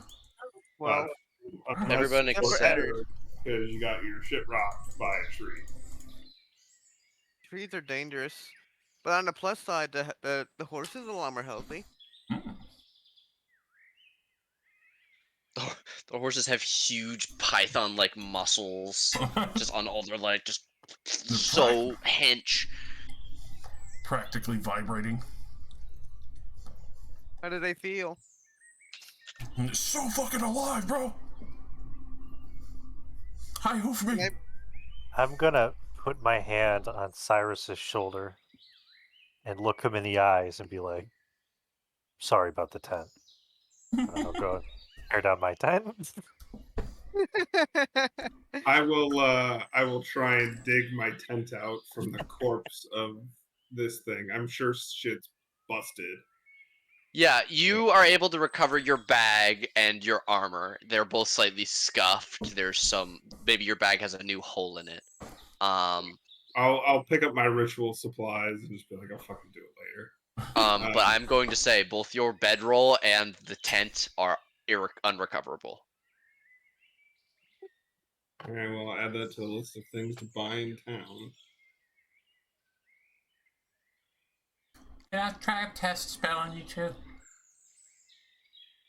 least the horses didn't die, says Edelwin. Yes. I will, I'll just use a first level spell slot to cast Speak with Animals. And Hey, make sure that Cash and Daisy are okay. It's all good, man. They're probably high as shit from the effect of being having too much temp HP. I'm chilling. I've never Hey. vibed this hard before. Hey Eddard, can you move the tree off the fucking tent? I don't know if I they want have. to. Have you ever tried to move a tree before? Yes, it doesn't work with me. I don't want to be healed. But it does help with the lever. Fucking no idea. What the fuck you saying? Do you want to be healed, my friend? I could probably heal myself. Oh. Alright, let me just. Is that a yes or a no? No, I'll just. I'm gonna use Cure Wounds. Damn it.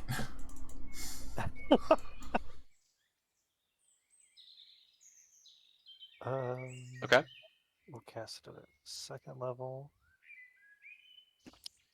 Plus 12. I'm at 50. I'm good.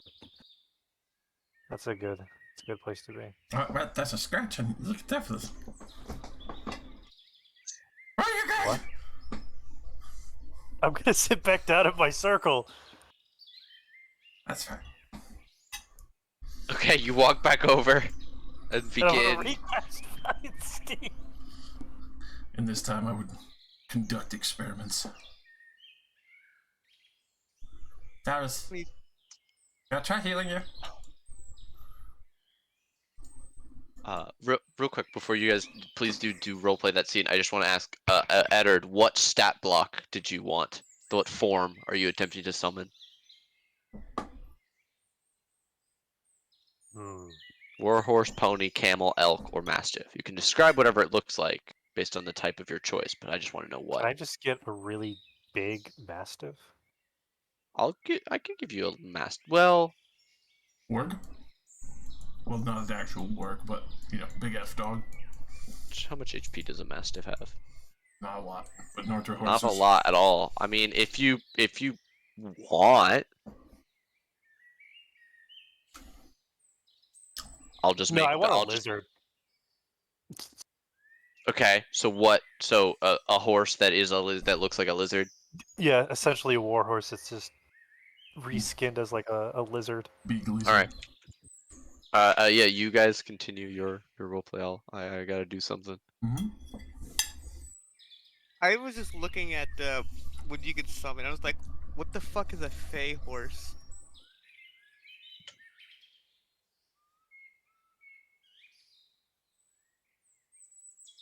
It was like the state has the statistics of the chosen forms, or it is a celestial fey or fiend, your choice.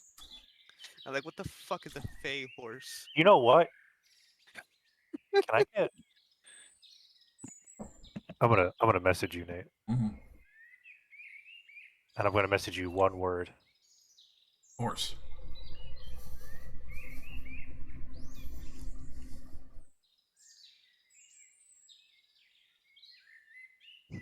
It can look like whatever you want, man.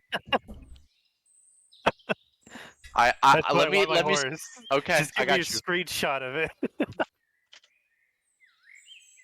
I got you right now.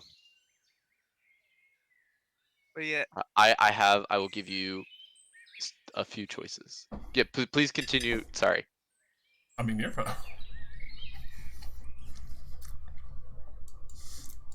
Cyrus, come here. I want to try healing you.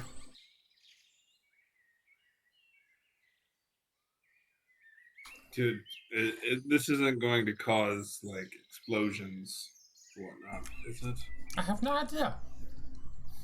Oh goody, corpse explosion 2.0. I can't wait to get hit with exhaustion. I'm going to pull out a 100 gold amethyst, and I'm going to start channeling this level 1 spell. Oh goodness me.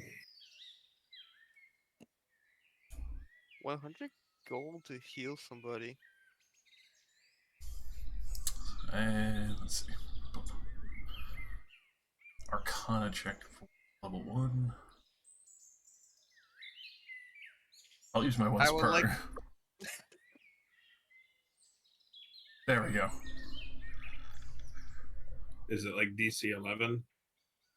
Hold on. Yeah, because it's a level 1.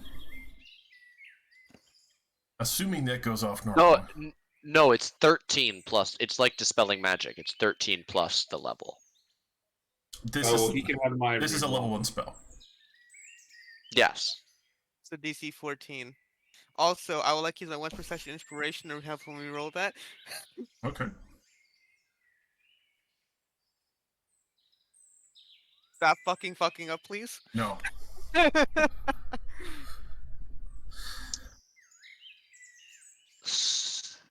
This is not. So this was the one you whispered to me. No. This one. No. Could you whisper it to me now? Oh, there we go. There you go. Okay. 1 hit dice, heal target for hit dice says roll for the current HP and carry. Yeah, that's if I didn't have any hit dice left. Okay. That you with a 13, you'll do it. You do it. But there is going to be a wild magic surge. Hell yeah.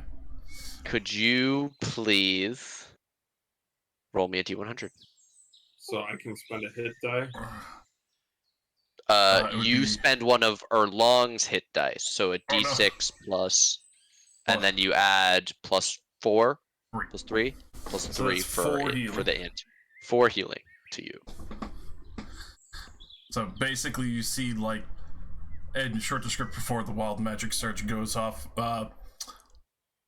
basically like threads of what looks like radiant energy coming from Erlong and filling into this amethyst and focusing that back towards you as it starts to try and slowly mend over some of the more damaged parts of your body that got scratched up from when you got swamped by the tree. It's a lot more soothing. Okay. Then for the wild magic surge, God be nice. 66.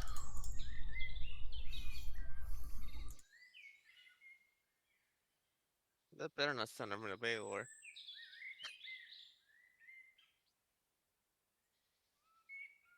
If a Baylor came out of my blood, I would laugh hysterically.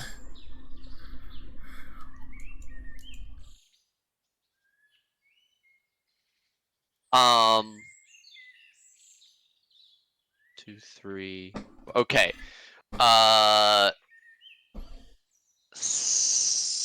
Pick 4 creatures.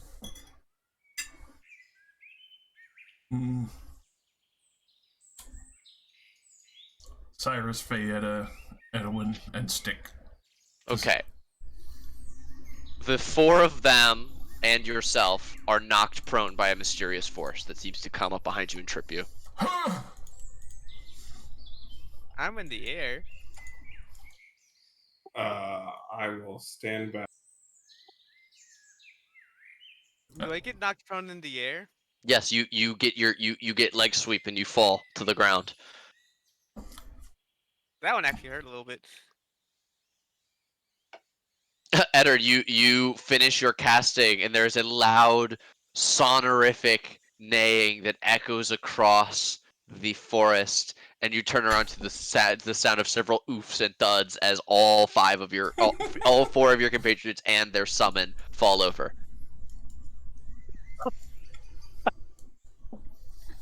So I like extend an arm out to the white horse, and then like immediately I look behind myself and I just drop my arm and I'm like, guys, really? Like I'm having a moment here. Well, I can do better, I promise. Count 30 again. Wait, you're trying again? Yeah. Is this is this what you offered to heal me with? Yes. You got me fucked up.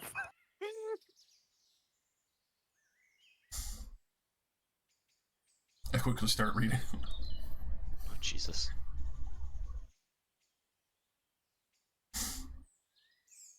He's trying to get enough successes so they can cast the spell normally. Pretty much. Hey! We got better hands on it. You shoot Eddard. I feel like you should have to roll to hit them. If it's a bolt of light. Like I feel like Quick, hold on, where is it?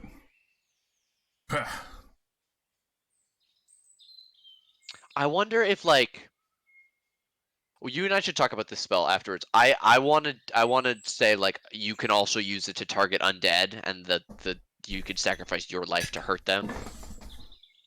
I'd fuck with that. So give you an option. So if Eddard was unwilling, you could still try and force the heal, but willing creatures you automatically heal. Take the heal! I'm not letting you heroic sacrifice! I can't believe it. Just killing floor 1, trying to hit the fucking healing dart. A 24 will hit. Eddard, you are healed for 7 or 6. I think he rolled a 16. I did roll 16. 16 is to hit on the Ray of Frost.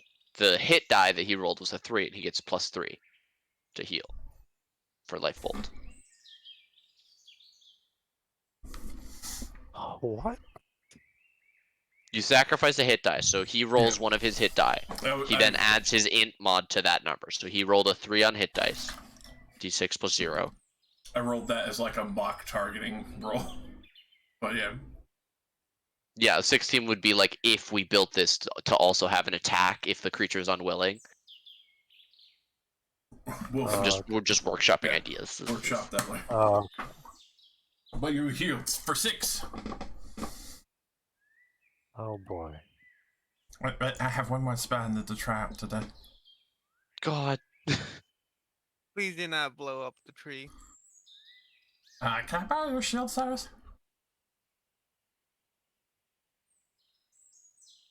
Because I don't think Cyrus heard you. Can I borrow Like- your shield? Hmm? Can I borrow your shield real quick? Are you going to potentially break it? No, Are you sure? I don't know. I just said that full Like, confidence. my shield is fine. I don't need my shield fucked with. It's Here, if I know we can't stop you, you're the type that's gonna kill yourself again. I'll pull the shield off my pack and hand it to Arlong. Alright, and I focus up real hardcore. Oh, All right. Give me an Arcana. We all might want to that's take a 22. step back. Yeah. Okay. Forgot to unwhisper. Alright. As you're all running away, Erlong very quickly speaks a few words, and the shield takes off, flung like a bullet out of a gun towards Eddard. And as it's flying towards you, Eddard, you turn and you like throw up an arm to stop it before it hits you right in your face, and it stops and seems to immediately slow into a very gentle orbit just around your head and shoulders. I'm fully ready for the dodgeball sound. The full. Yes. Your metal shield whacks you in the head. I did it! It works! It's a lot of AC. Yeah, it's only for a minute. +4. Damn. But you gotta have a shield, and it And uses it's a the concentration. shield. Mhm. You're rolling all that stuff privately, just FYI. Yeah, I did, Yes. by mistake. I rolled a 22. But, in short, where? Spell in question that I just successfully demonstrated with a 22.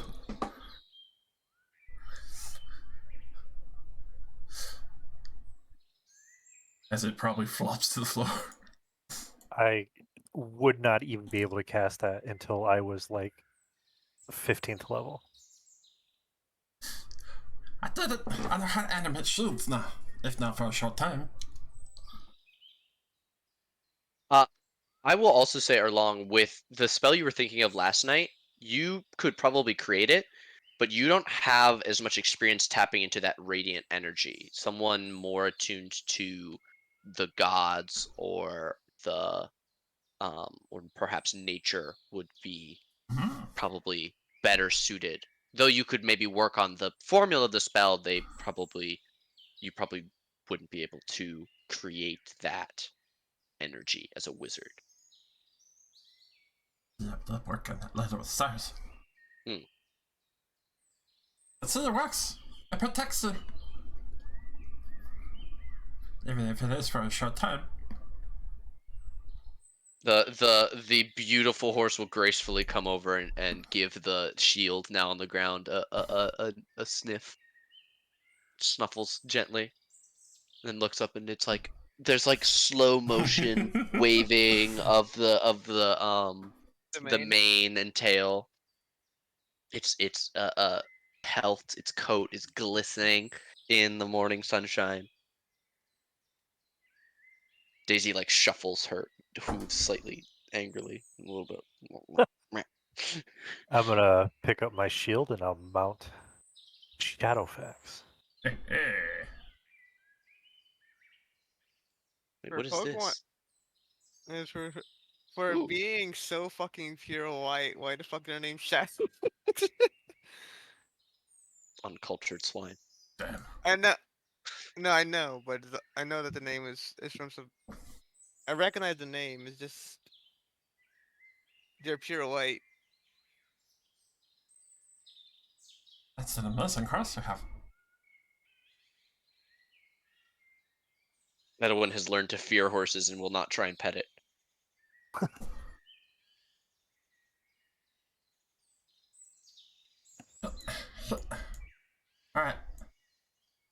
ready? Yep.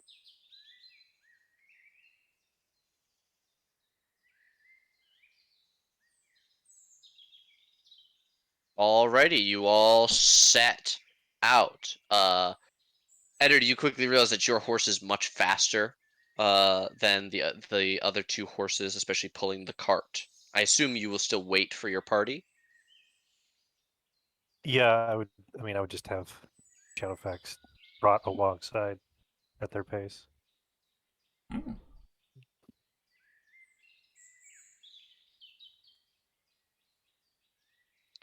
All right, you all set out to travel in the day. Can I get an animal handling from Cyrus, and perhaps a navigation check, survival from whoever's in shotgun? I think that was Fayetta. Or a survival check? Yes, to navigate.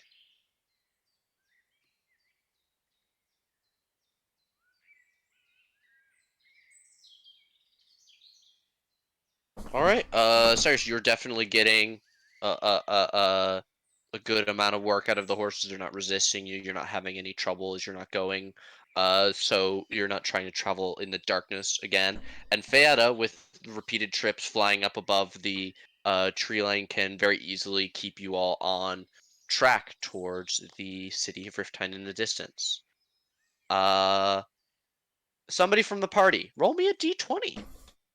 Who wants to do it? I'll do it.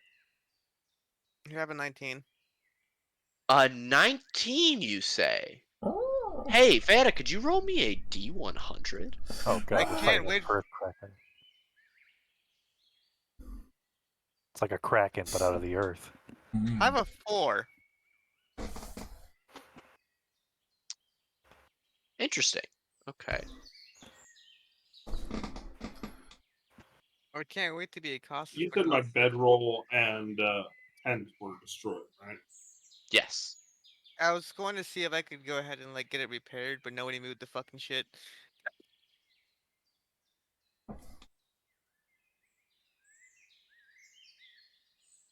Oh, look at me. I'm even smaller than you. I know.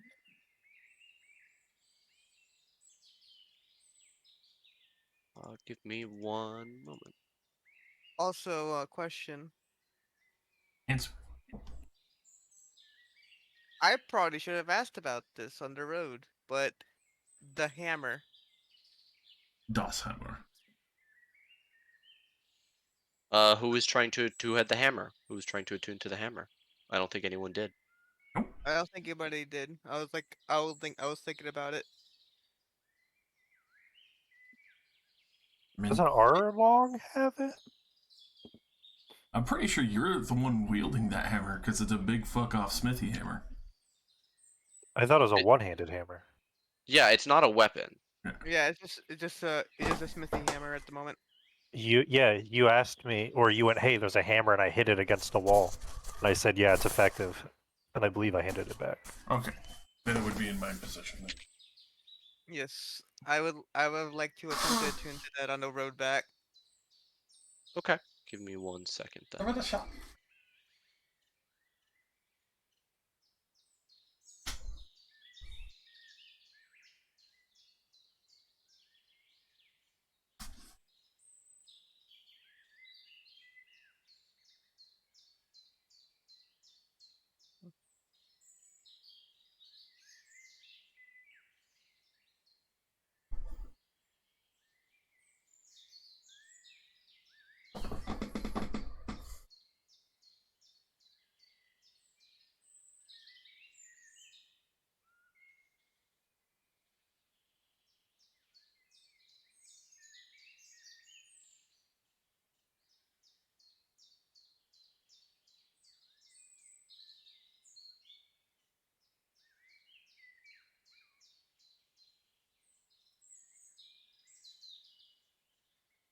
This will be a little bit familiar for some of you all.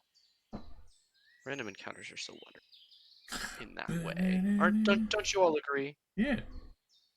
I honestly love them. They're pretty good. Yeah.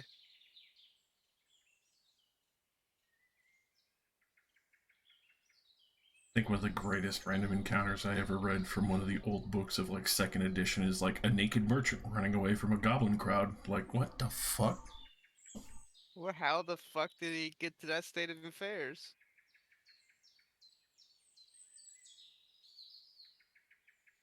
Like, The state of affairs is that he got robbed and he was about to get eaten and ran away.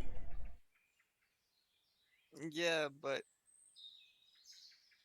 did the goblins just forget to tie him?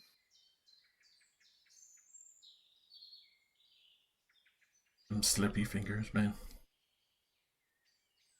Busted free.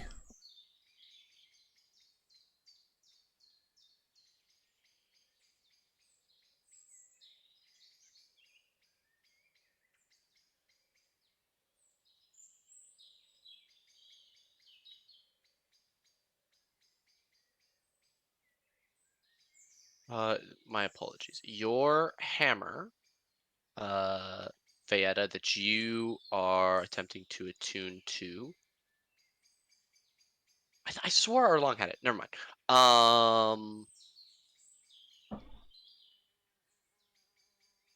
You realize is a hammer of the forge. This is used at one point in time to create magical weapons. Though the enchantment has died down slightly, it still can temporarily create can turn non-magical objects into magical ones. Ooh.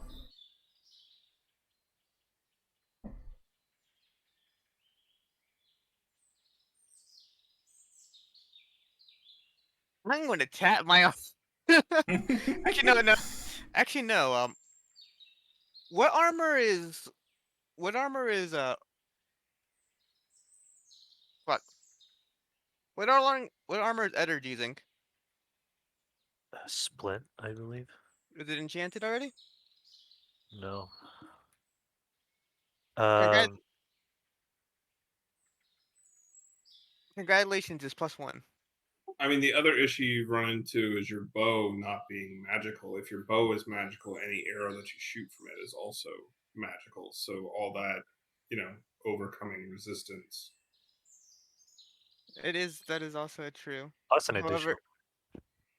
Yes. You also can't use it until the end of a long rest, which you must take time to use the hammer on. So while you're attuned to it now, damn. on the road, you will not be able to use it until the morning. All right.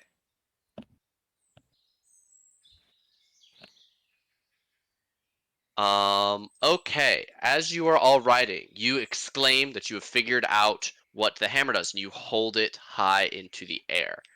As you do so, you hear a loud, rippling growl from a rise of earth nearby you. Let me change the dynamic lighting to daylight mode. As you are all riding through the forest, angling north, you see up on the ridge here a large winged creature with 3 different heads plant its feet on the lip of this hill and roar down at you. Some of you may recognize a chimera when you see it. That's not good! That's not good! Could you all please That means he's planning on killing our horses. It's gonna kill our roll horses! initiative to save your horses? They still have the 12 temp HP. They're Yes, they gonna do. fucking need it, bro. Why the fuck? Shadowfax acts on your turn, right? Serves as a mount, yeah. Oh, I didn't roll in that 20 this time. God damn, I had to save the Proverbially horses again. stumbling over myself in the back of the cart.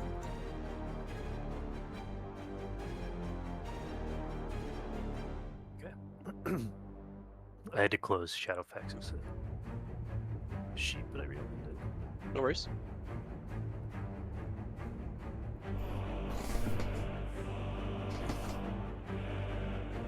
Alrighty. Thank God. Oh, thank God.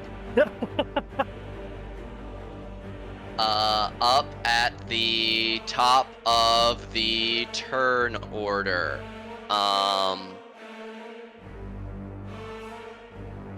Edwin is going to point up at this chimera and shoot a lance of psychic energy at it.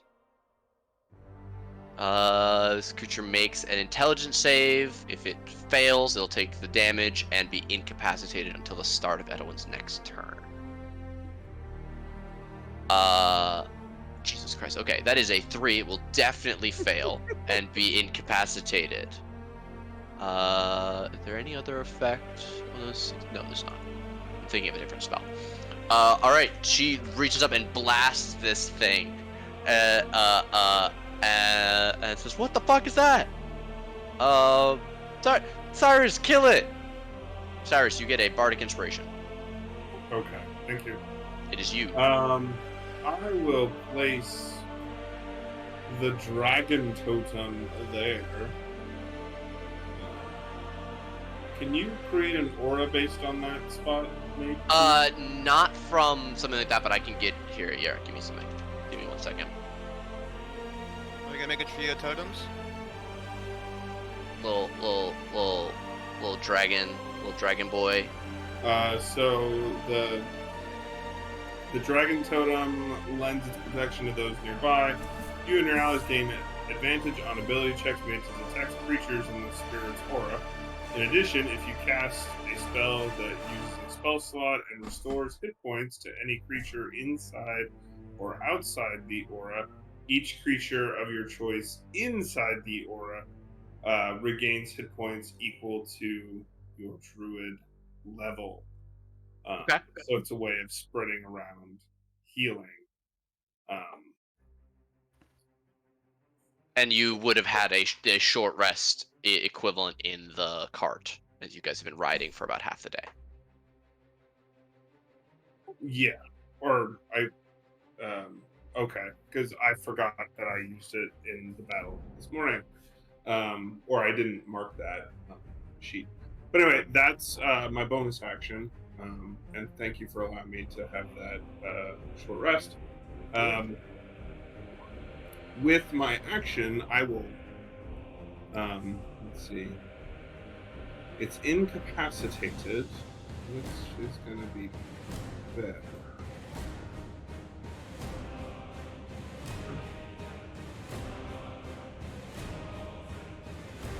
Does that mean that does summoning this again mean that you guys lose your temp HP because you're replacing the effect?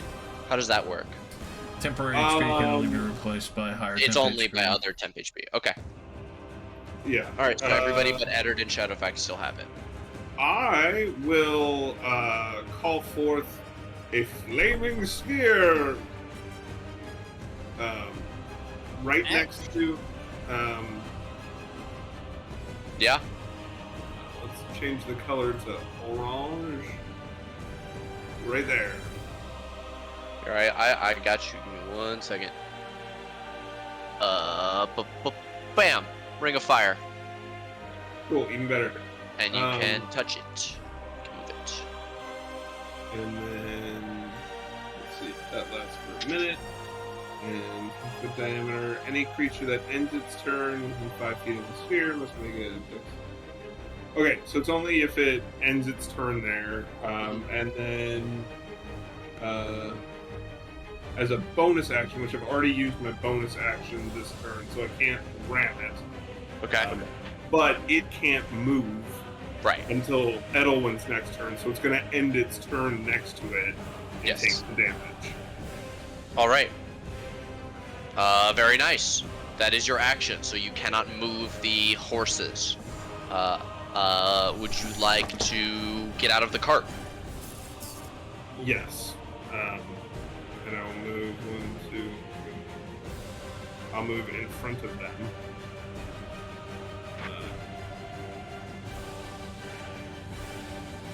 Yeah, Edwin would have also gotten out of the cart.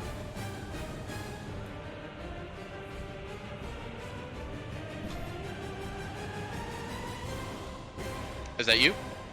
Yes. All right, then we'll go to Eddard on your Lord of Horses. Horses. How tall is this? How tall is this cliff? over 10 here? feet. 10 feet. Jesus Christ. No Skyrim horsing, but you could probably stand up from Shadowfax's back and get up there if you used all your movement. I would allow it. Or you could put all the horses in a nice tasty group together. That's also great. Is that here? Somewhere there, it's fine. 15, 20, 30,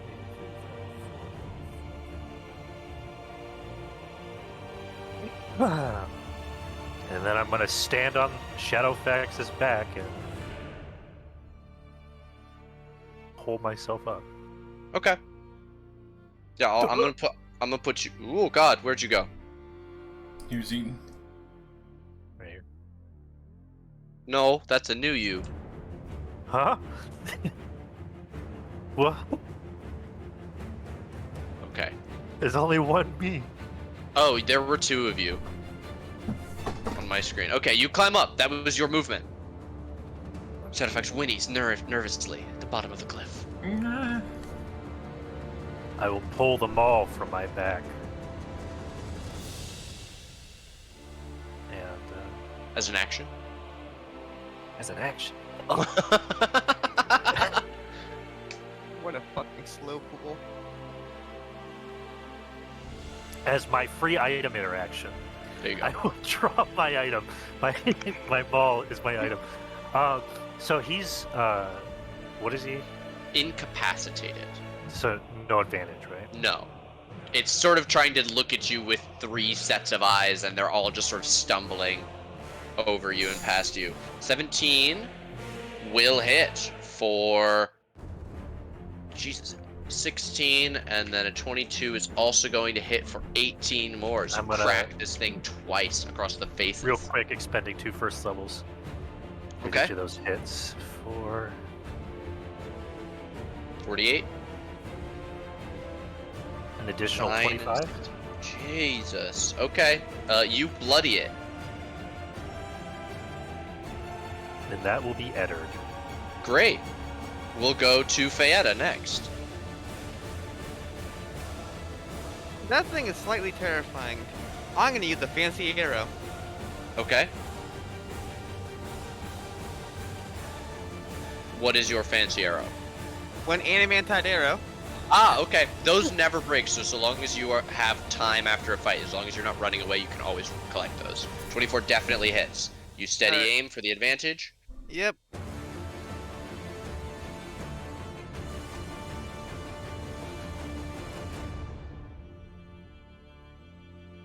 How does 24 look? 24 looks brutal into this thing. It was already bloodied. Now it is extremely wounded as it keens out towards the sky. It's a loud sound coming from the throat of both a goat and a lion, while the dragon head seems to regard Eddard. Arlong. Hell yeah. Stick is back. Check distance. Place him over here, safety wise. New stick. New stick. Stick Here it is. 3.0. Then I'm gonna get the fuck off the cart because I don't like this thing.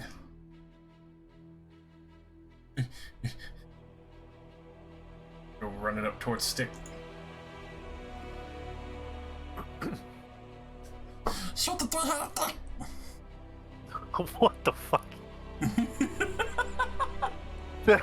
I mean, most of the time I'm like, I don't know what you're saying, but I know you're saying words. I'm so glad. I'm so glad. 20 definitely hits. Hell yeah. There we go. 12. What does that look like? As we conjure up stick from the bushes, and fucking winds back and sends a nice fucking purplish skull screeching through the fucking sky and slammed into the side of it. The kill stealing Eddard right in front of his eyes as it probably thumps against the cliff and goes falling down as that chews through part of its muscle. All right. Congratulations, y'all. You absolutely mollywopped that chimera. I would like to fly over and grab my arrow back. You do so. Everybody take another 430 experience. That was worth that much experience. You guys incapacitated it. Well, Edelwin did, but like you guys incapacitated. Then the paladin got in 2 smites and 2 amazing hits. He rolled like 4s and 5s on your d6s for your maul both times. Double 8s, triple 8 on your on out of your dice for smites. It's glorious. And Feta gets free sneak attack. So I'm just like over here like that incapacitate didn't even fucking matter.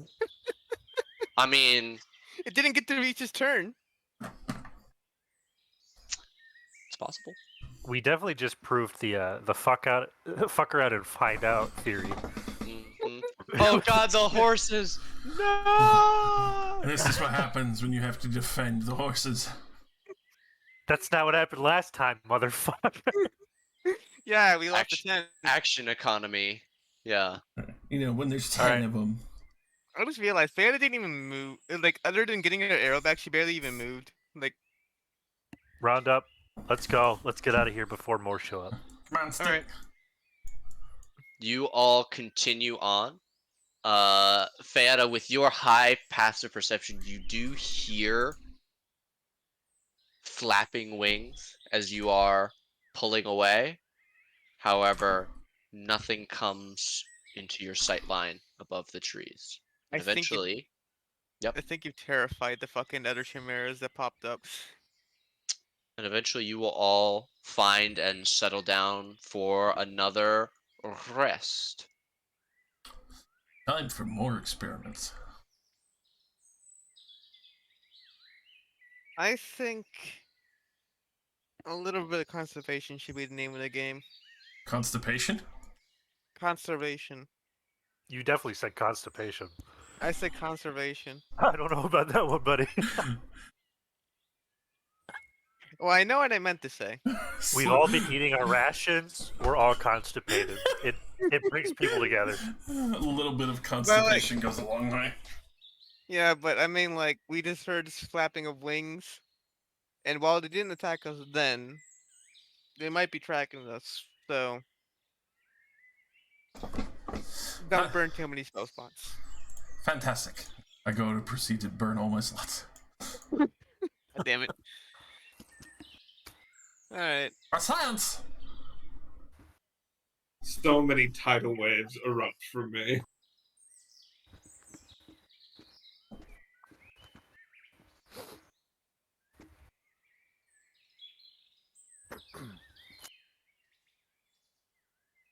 I'll set up what's left of my tent. Okay. Erlong gets to a safe distance to start reading out another incantation of things that I've prepared for the day.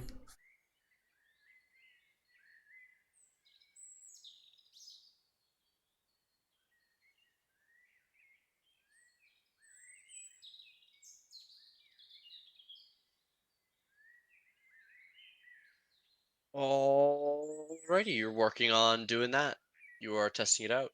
Yeah. How many things do you have to do? Let's see. Got 2 spells at that current level for it. I'll use 1 level 2 as well. Alright.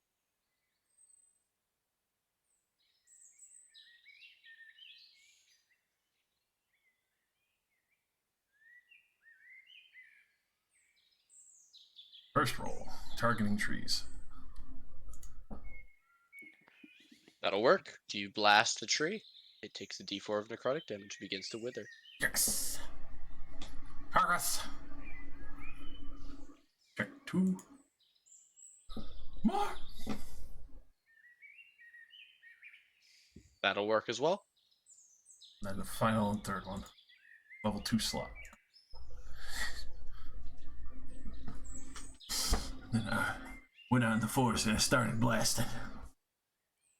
Blasting as fuck.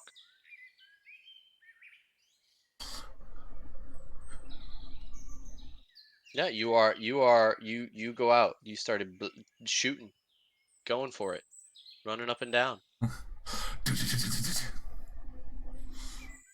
If only I had a bottle of alcohol. Fine spirit, specifically. Do you wish you were a baller? Do you wish you were a little bit taller? All the time. Be stacked with head. Yeah. That is my experimentations for the day, as I've probably desiccated the living shit out of some trees. Alrighty. If anyone was watching, seeing Erlong concentrating into his staff and hurling out what looks like purplish skulls from his staff, and as it coalesced around the gilded one that sits at the top of his, just constantly launching them out and just desiccating things.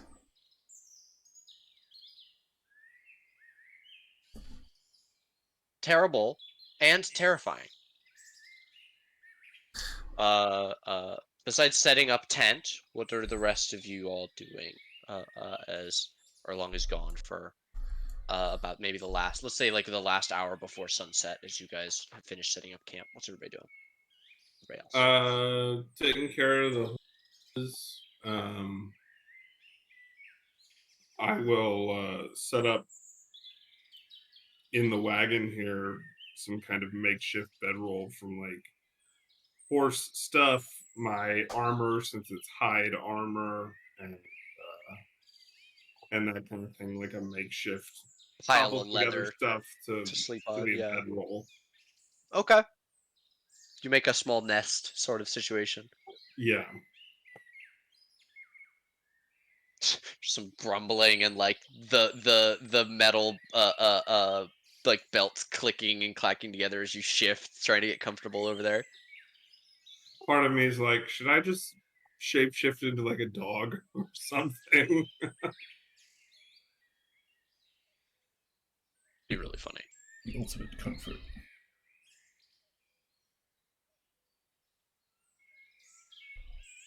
Edward, what about you? Is my tent set up? It's on the map. Yep. Scorching. Fuck you. So, I'll just tell Shadowfax that if anything happens in the night, make sure he guides the other two horses to safety. And then I will probably start my long rest early again. Okay. You see, just as you are heading into the tent, Shadowfax move over towards Daisy and Cash. And while Daisy like kind of moves back, Cash is like goes over, gives like a sniff and like butts touches snouts with Shadowfax. Seem cool. They're just very large dogs. Mm-hmm.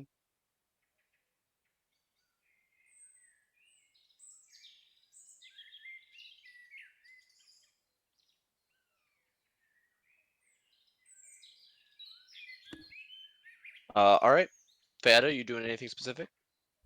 Mm, she, she's probably she's looking at the hammer and just like, how do I work with this? Like, she's planning it out ahead of time. Which also means she's gonna go to bed early as well because she wants to go. She wants to get to work, and she works is gonna work better in the morning than it will be later.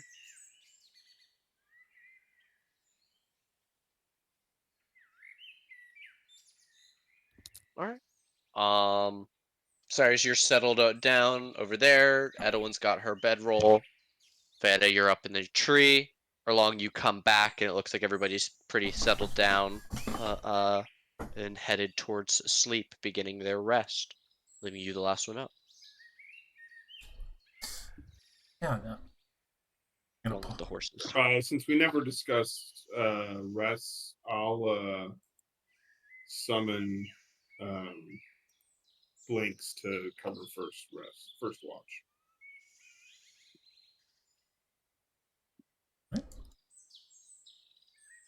All right, so Erlong, you come back and you see the owl sitting on a rock by the fire. Hello. I guess wait just for my shift if you need to.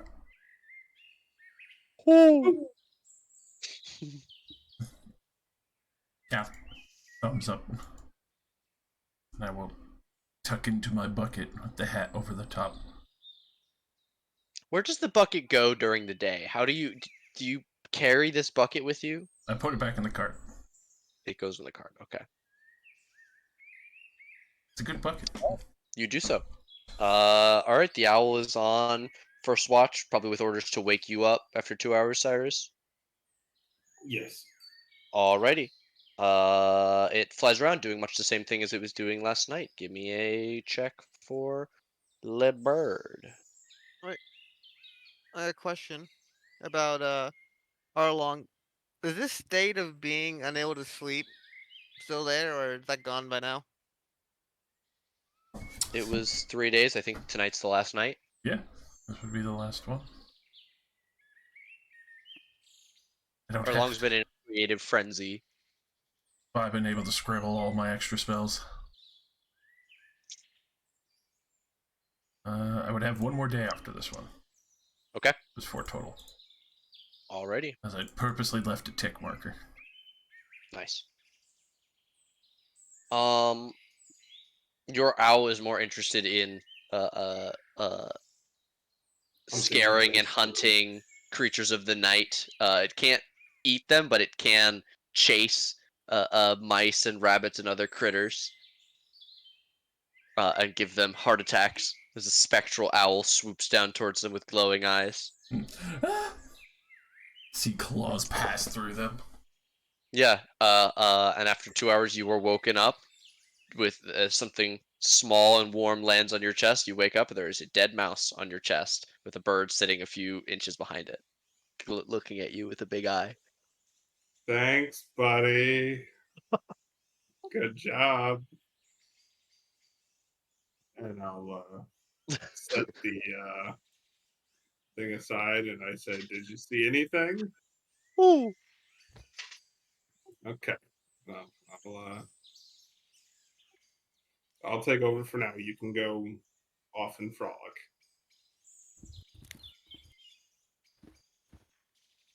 It goes over and you like a few minutes later you hear like a as something else dies in the woods.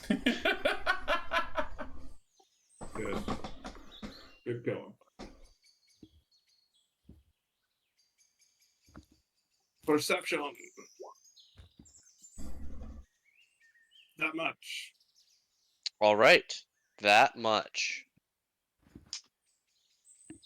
With a 14.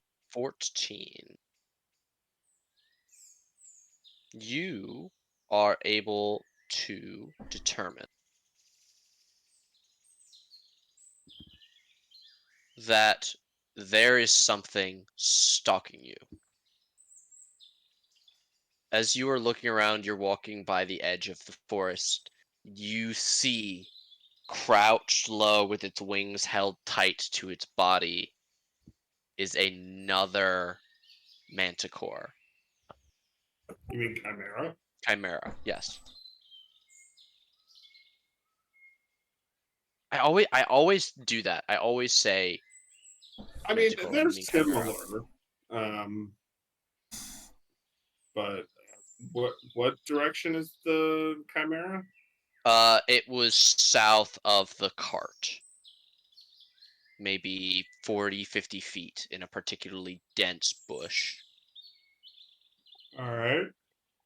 And you can see the reflection of 6 eyes looking at you from the weak firelight. And it doesn't move as it sees you and you see it. It's regarding you. And I'll say with the 14, you do notice something is different about this one. The other one had a lion head in the middle.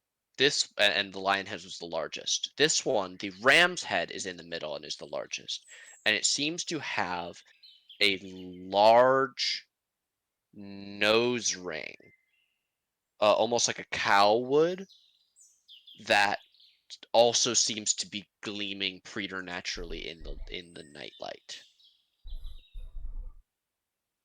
Enchanted nose ring.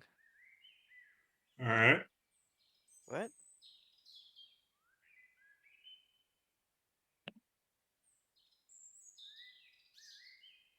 I will make note of that,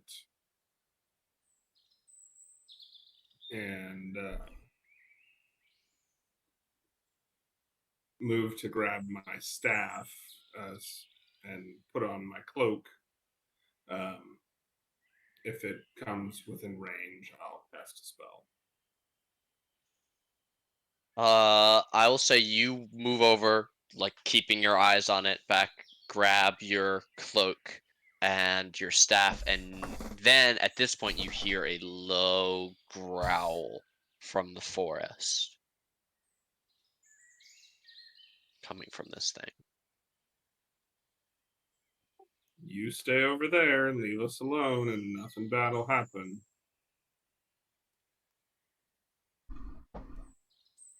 You can see it slowly, almost panther or tiger like, rising just a little bit up and creeping towards the edge of its stand of bushes and trees. And you can tell as it moves just a little bit closer that its eyes are focused on your staff and your cloak.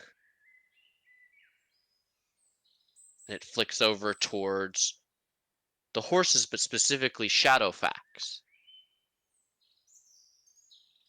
And then back towards you. One of the heads turning, and two heads remaining on you. I'll just say to it, if you want to wind up like your friend, you can keep coming. Otherwise, I'd say bugger off. And I'll say that in Draconic. Give me a persuasion as it comes up short as you speak to it in Draconic. And the dragon head does cock to the side.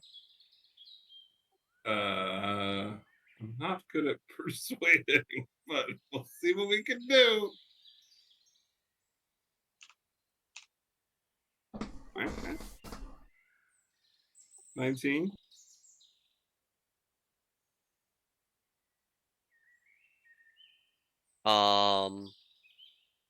Alright, you watch as this thing continues to regard you, and then very slowly it's going to stand up to its full height, no longer hiding in the bushes, and keeping about the same distance from you. It begins to walk, not like directly south away from you, but east, sort of parallel to your group and off that way. So it does get slightly closer to you as it moves parallel, but then its movement continues, taking it farther and farther away as the two heads looking at you are twisting farther and farther back to regard you as the one head leads away in towards the forest. Deeper into the forest, I should say.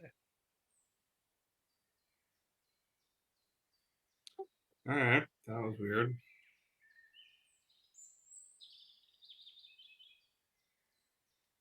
But I'll go wake up Arlong.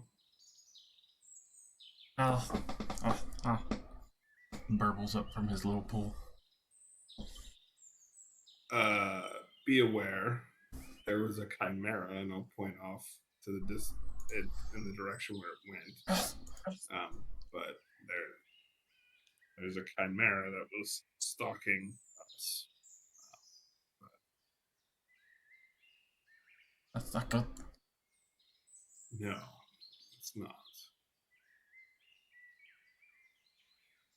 I'll try to be safe, but if it's following us, maybe it has a master. Maybe. It seemed interested in Shadowfax. Um, maybe you can get Shadowfax up for Fourth Watch. I look over towards the horse. Should I roll an Arcana or an Gl- Intelligence? Gleaming in the moonlight, statuesque. Would I know that a summoned creature like him would be that smart? I think you know about summoned creatures and that the intelligence varies wildly. Should I roll an Arcana for an educated guess? Sure. Maybe. You know that most creatures like this are spirits that take the form of these creatures, but this could very well just be the spirit of a dead horse that has been brought back. So it could either be as smart as a horse or maybe or up to as smart as you are. Hmm. You with a 13, you definitely know it's possible. You're not sure this specific case because you don't know the spell Eddard used. Alright. Keep my vigil. I watch cautiously. Ignore the spellbook for tonight. All right, give me a perception. Just a slow spinning hat in a bucket.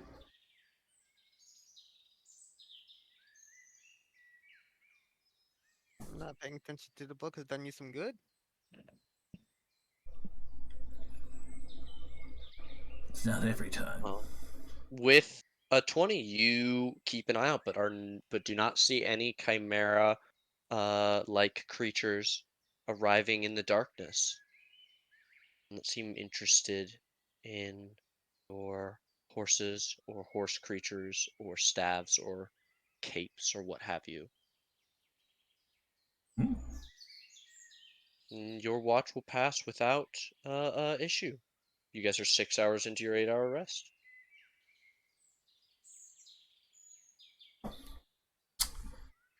Going to approach the horse cautiously.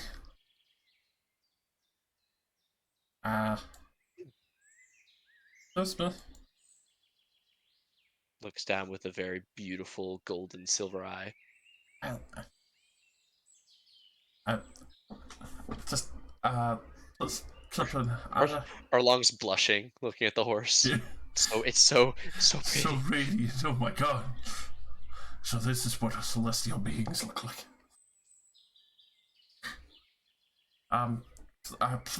Sleep watch, I do have to get some sleep.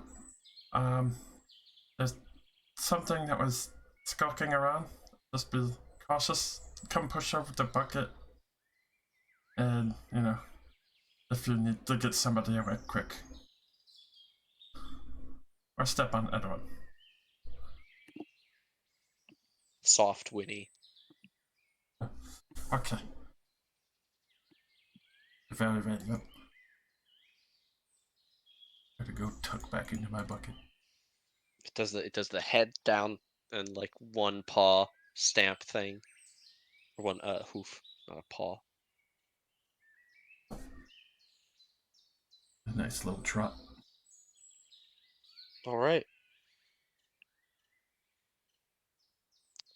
You are able to get back to sleep and are not awoken until the first fringes of light touch the ground around you all. And everybody but Eddard is definitely woken up by the sun. Eddard being who they are is probably up another 40 minutes before the sun is up with enough time to chill in their tent and get ready to deal with these chuckle fucks. Hit back up. As you all awaken, you've completed another long rest. Is there anything that you would like to cover for the morning before departing again? Hammer of the Forge.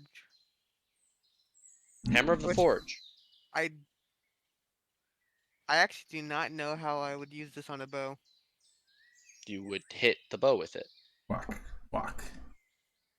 Essentially, like, you awaken, you pick it up, and you use the hammer on the bow. What will happen as you begin hammering it is metal begins to grow from either end of the bow, creating a stronger hold and grip point for your skein, while not reducing the flexibility of your short bow at all. It's ornate and seems to crawl upwards, the filigree almost growing like moss.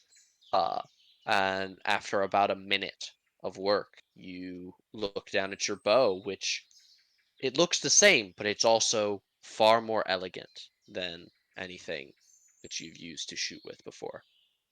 And it I is now feel a like +1 short bow. I feel like it's also like a little bit touched upon with the all-purpose tool. You could do whatever you would like, yeah, if you carved any designs into it with the woodworking tool. Yeah, it's like it was a dual effort one of the two things because they're like working together with it. Okay.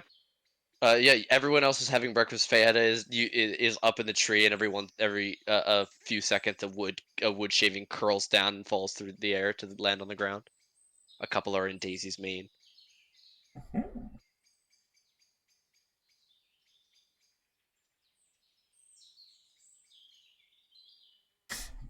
Getting that spell practice in.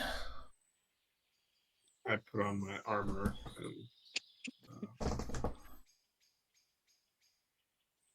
and get the horses hitched up. Sure.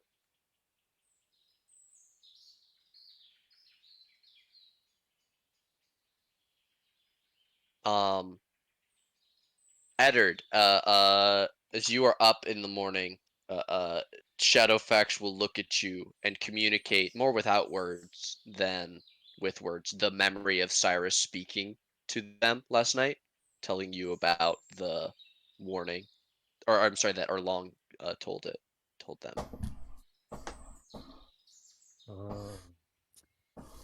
It then key told the I'll, horse. what? Nothing.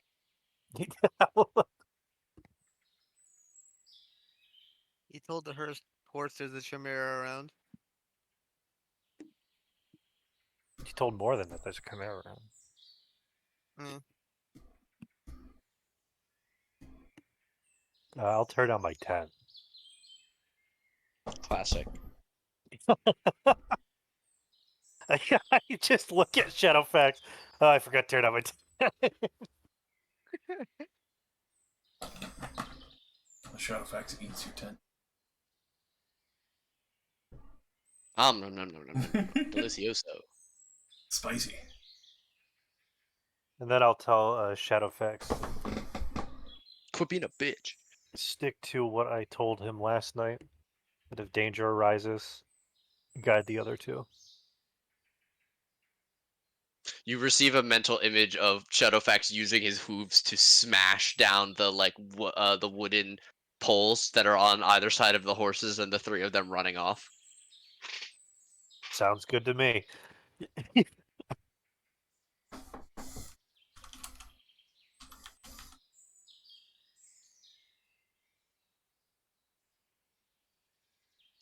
Mage armor for the frog. Yep, and time for spell practice. Oh Jesus! Spell.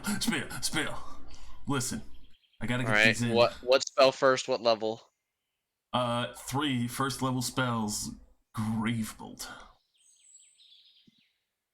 All right, 3 grave bolts, 3 trees, 3 Arcana checks, please. God damn, I'm spitting them bars, son. Alrighty. Uno. Oh no. Oh dear. Okay. 2 and 3. Okay. 1 success. Could you please roll me 2 D100? As I explode half the forest. Obviously shooting at a max distance.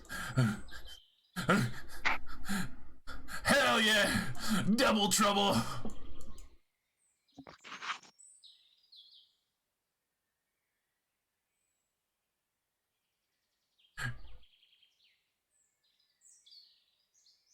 Okay. I can't wait to hear what horrible nightmare I've just unleashed on the world.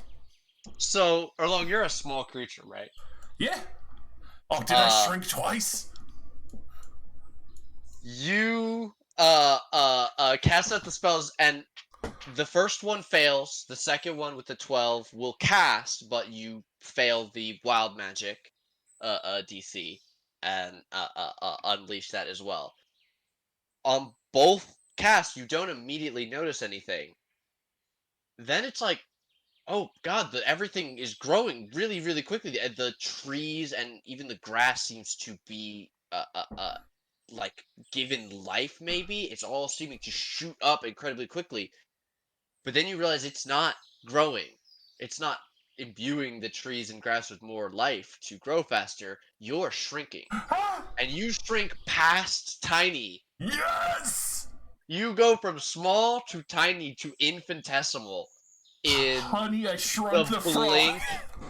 the blink of an eye. And as you all turn, you do not see Erlong. There's just a sound, and a very small purple dot, moving through blades of grass that are as big as a door. Uh, uh, I'm never going to live this Do I down. need to make a, do I need to make a perception roll to find them? You probably, with just a dedicated effort, could go Erlong and like fly over and then spot him in the in the grass. This is like. Alright, how long does it last?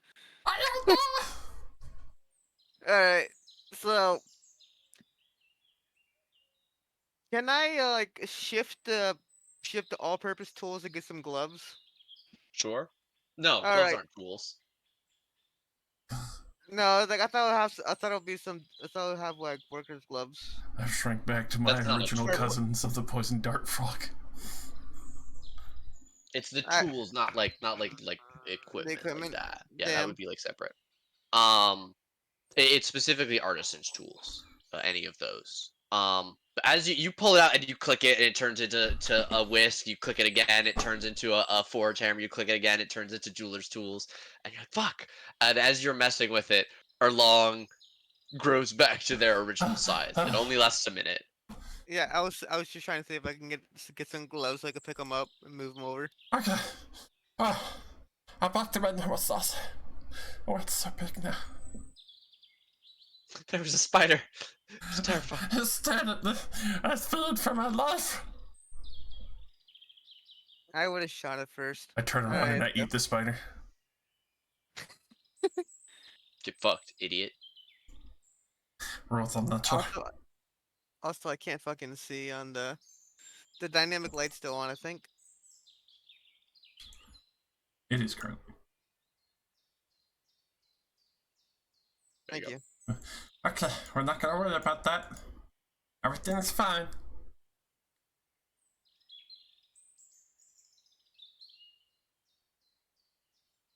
Everyone in silence just stares at it. You're all just staring at Erlong like, yeah, sure, that's fine. You shrank to the size of an ant.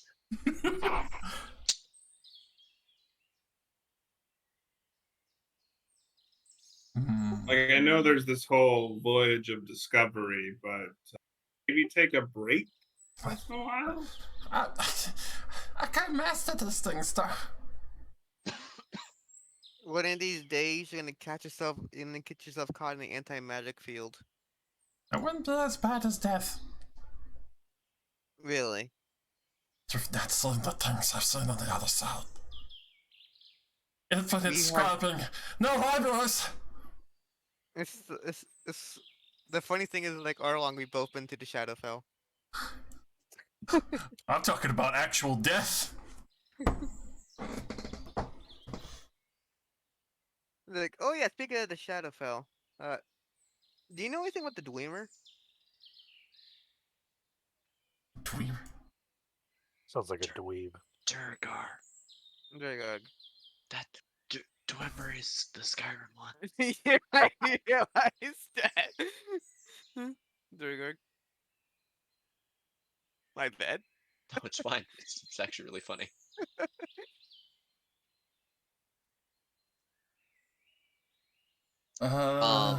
Actually, what Erlong, are you long? spent a pretty brief time in the Shadowfell.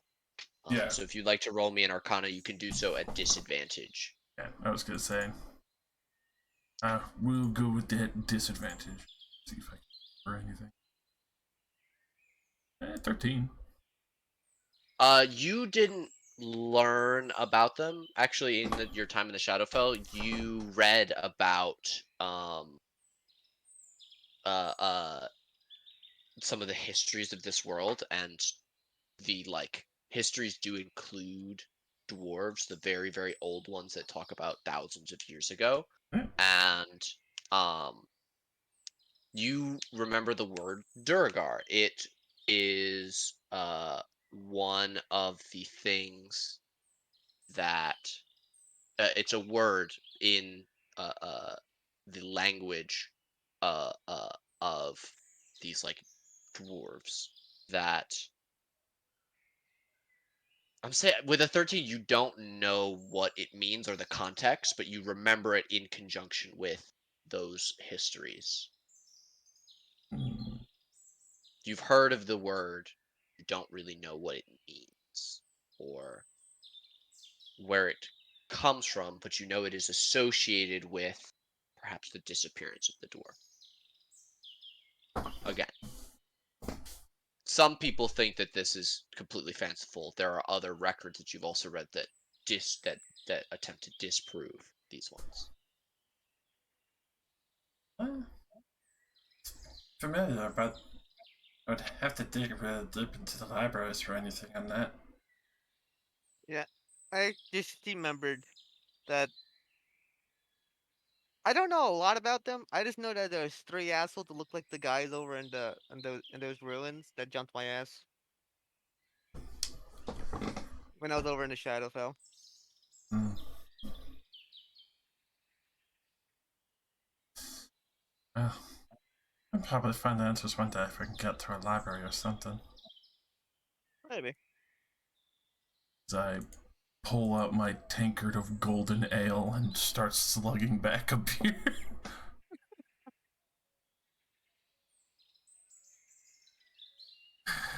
I Hell yeah. always forget that I have the tankard of plenty.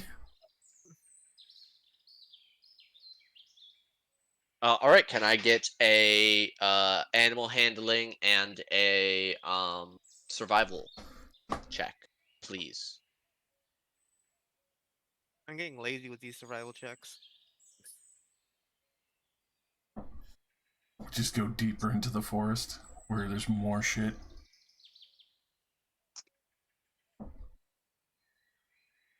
All right. Long. Hmm.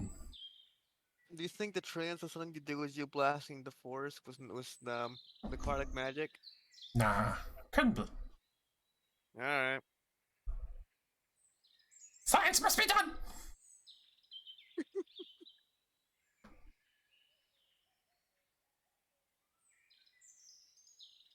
Is it too late to go back for Brutus? It's never too late. You guys are riding and Eder just looks back. So About Brutus. Edwin will shrug at you. I mean, it might have been said. Don't think they're very happy. That, you know, kind of helped us out in the whole situation. We'll pick her back up if we head back south. Good idea.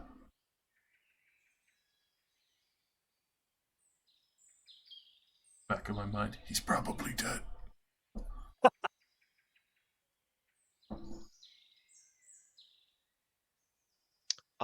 Okay. It is about a half day's ride back to the city. With above average navigation and excellent animal handling, you guys make it there right before the noon bells will be rung. However, as you're arriving at the city, Eddard, you're a little bit ahead of the other horses. You are startled as out from a fold in the earth steps a orange grung that you recognize. It's Perung, and he immediately waves his hands at you and the party No and says, Shadowfax. "Ho, It's a friend. ho, ho! A friend, You gotta Shadowfax. A stop! friend. Ho, stop! Ho, ho, ho, ho, ho! What did you do? You gotta come over here. I got something to tell you." What is it, my good friend? What happened? "Oh, my good sir, the most dire of news. Come quickly, please. You must stay out of sight of the guards. What are you doing outside? Did they invade us? The danger is not for me, my friend, but it is for you. Strangers have come to the city, asking many questions. They are docked just next to your boat." Oh, it's ill for the You rest guys, of us. you guys are hearing Frog croaking back and forth.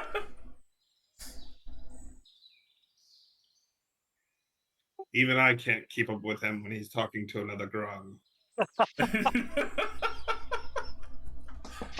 We will ensure that your steeds are taken care of, but you must come with me right now. I will take you through a secret way into the city. All right, we have to make haste. I can't do that on command. Oh my god.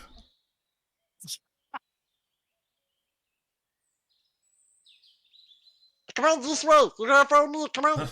Come on. Wait, You want me to shapeshift into something inconspicuous and go take a look? Sir might be in trouble. Oh, that'd be very dangerous. You should come and get the download from Lola first. I caught that was dangerous, so I guess that's a no. Dangerous to go. No, take this. As you all dismount and begin following, he gives a loud croak, and you see a trio of people start making their way from the gate, walking towards you. He gives them a nod, and they come over and grasp the reins of the horses and start leading them back down the road. This way, and will come over and hold out some sort of object that's wrapped in cloth and press it against the stones at the base of the wall, which are heaped in a small pile. And you will see that there is a click, and he reaches and lifts what is a disguised lid with like these rocks attached to it, to what appears to be a old and out of use sewer drain. This way. Okay. And starts gesturing for you all to go in. Small creatures can walk upright. Medium-sized creatures must crawl. okay. Can I just fly through still? Sure. All right. Eddard, are you good with this? With following the Yeah, frog? I was waiting for a moment, because Eddard is going to tell Shadowfax to defend the horses before Eddard returns. And then we'll follow the group. Hell yeah. Yeah. Alrighty. You guys are led through this tunnel.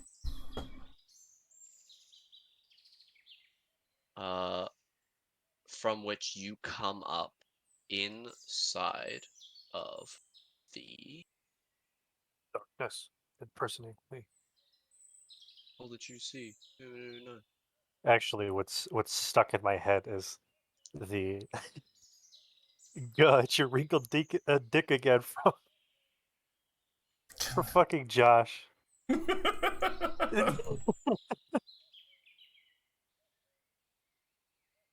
God. Oh. I saw Ninja Sex Party live. They were very good. They are. They're really really good. I saw them for their 10th anniversary. Yeah, I saw their unplugged thing they did this last what that would have been 2022.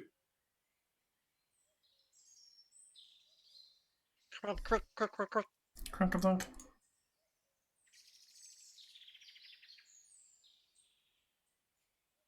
Layla, I got them. I found them. They're okay.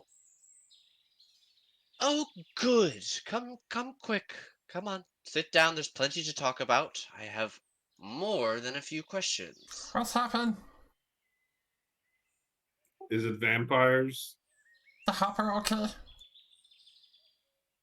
Now, why would you ask that? Because vampires have fucked with us in the past, and they kind of, for whatever reason, have it out for us. I don't know why, but one infiltrated our group.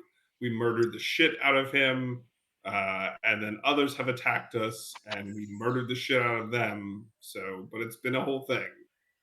You got attacked by chimeras twice. Well, Revenge once. situation. Sure.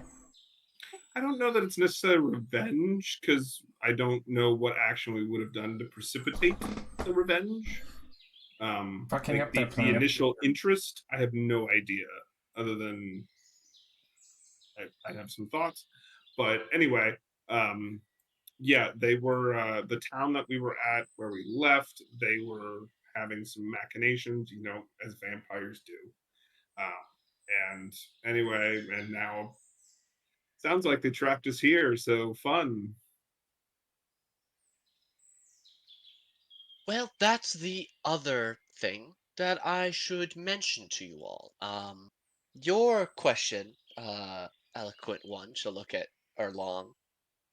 Your boat, it's in a bit of an unfortunate location. The newcomer's ship is docked just right alongside it, by special request. It seems that they had a description of the vessel and have been searching ports looking for it. They were also in the possession of descriptions of the four of you and your compatriot, the older man, wimpy looking. Mm. Said he's someone very important. No, Medal-wise, he's a nobody. Picked him up as a deckhand. I mean, he's a Why permanent. don't you why don't you roll deception? Question. Like my professor. Where are we? Do you take the time to verbally cast guidance on yourself to aid yourself in this deception check? Uh, no. Okay. So just the 19. I just had it. I have the global skill modifier thing. Just check. Yeah, no, yeah.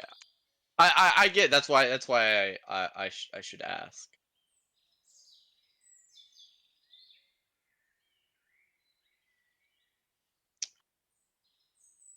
Well, it seems he's a bit more than that. I've News been to me. told that he's the most high of education, actually, from Neverwinter.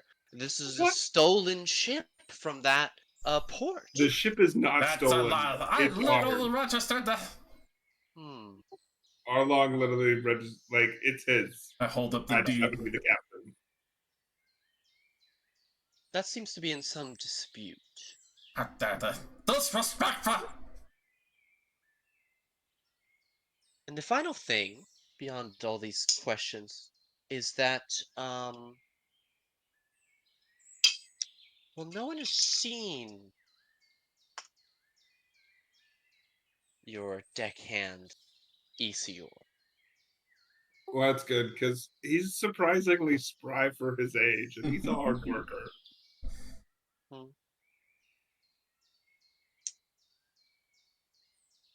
Well, I need to know what sort of trouble we're in by having them here.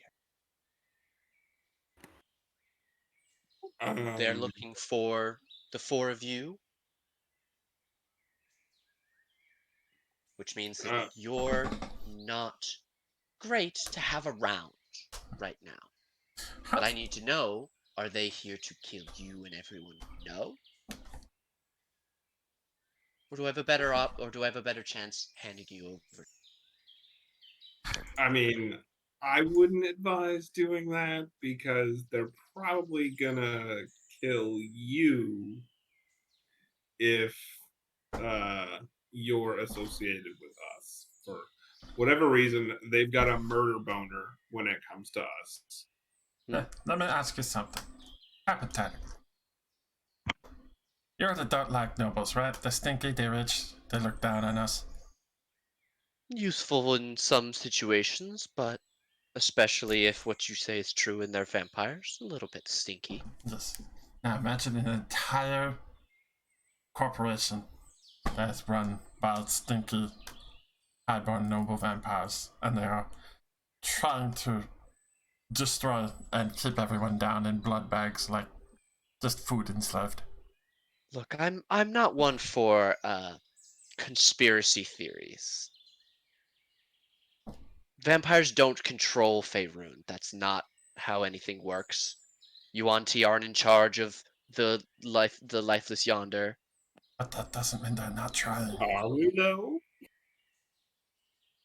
She'll glower over at you, Cyrus.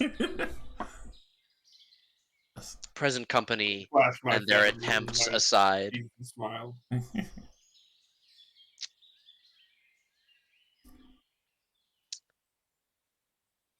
Can I roll an insight to see how she's like vibing as it looks like she's leaning heavily towards Hannings?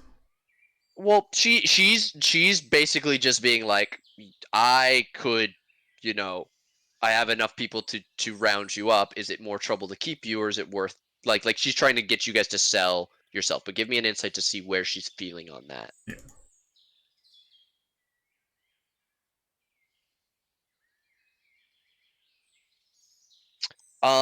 There's quite a bit of disbelief. You walked in and went, "Oh, somebody's here. It must be vampires." And it was like, I didn't even say anything. Why would you immediately assume that?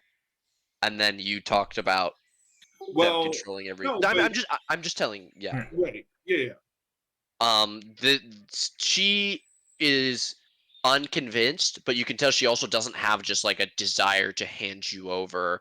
You can for the 17. I'll say you don't think she's like been made an offer or anything like that. She's just become aware people in the city asking questions. Alright. So At the end of the day, we're clearly capable. We, Mhm. we. I mean, Eddard can give you the rundown, or anyone can give you the rundown as to what we've accomplished. So we're not someone that'd be bad to have owe you a favor. And what favor are you asking?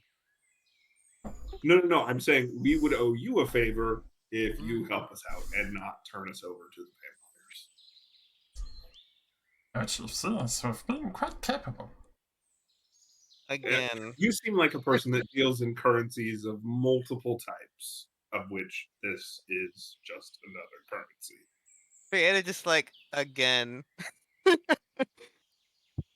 It's like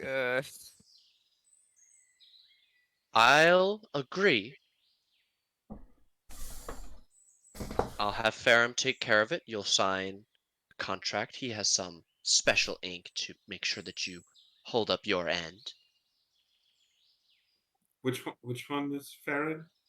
Ferrum is the halfling who is Oh, okay. buried in paperwork and coinage over there.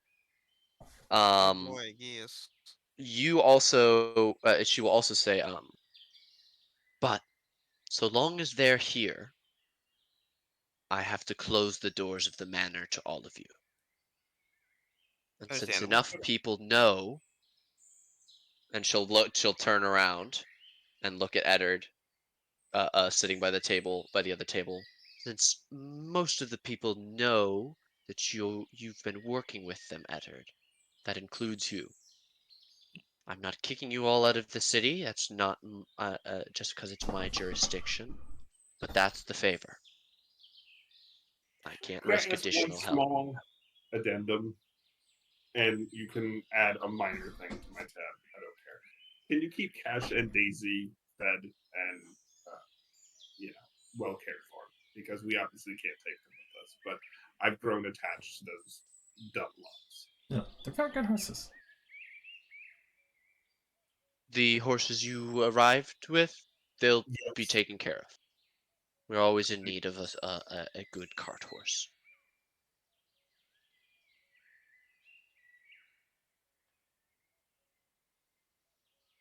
Well, welcome back to the city, and good luck. Farron, would you prepare a document? Uh, can I invite you all to break bread one last time before I have you removed from the building? Mm-hmm. Sure. So yeah, it's just like thinking about the situation a little bit, and like other than like the small comment she made, she's actually trying to think like how would how would it be set up, because obviously this earlier statements about like, oh no, vampires, like that's kind of stupid. Honestly, I think it's going to be like more of a Ford Scout just trying to like they're looking for this thing, so it's probably like a whole bunch of like normal knights and like with one person who's actually in the know and actually in control, Uh, and one captain. feel free to. You guys are, avail yourself of. There's bread and cheese and fruits. Feel free to ask her anything you want. Information sometimes has a cost, but you could. I mean, you could ask what they look like, who they've been asking. You could. There's all Yeah, kinds of information you guys can Mm-hmm. learn here. This is an she just holds out opportunity a for bread. that. It's like, Have you seen any particular insignia or symbols on them? No symbols, but more than enough finery. You are spot on the nose, and she'll look at Erlong with the noble's comment. Mm. They've Disgruntled. got Did quite a did Red few have any quite a few women working for them. huh? supposed to be thralls? Didn't we fight some vampire spawn or something? Not full on vampires, but Yeah, they attacked you in Erlong's home. yeah, were those lady spawn or They were a mix. oh, okay. Flashing some gold, going to most of the businesses. Yesterday, one of them was standing on the corner near the temple.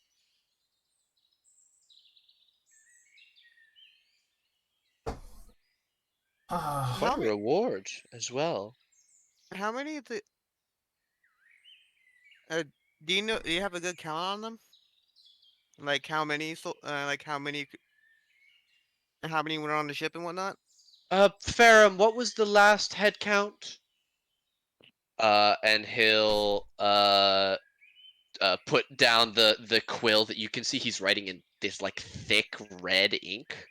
And then you'll have a moment. You go, oh no, that's definitely blood. Yes. Looks like 8 aides, the noble couple, and their personal guard. Big fellow, red helmet, looks like a skull. no. Wait, I tore his teeth out.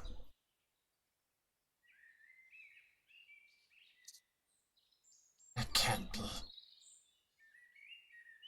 We killed that fucker Well, with fire. there are other ways to bring such things back, but if she's back again, it's going to have quite a vendetta. Well, let's light their boat on fire and move on with our day. I mean you did steal his jaw. Separate thanks, but yes.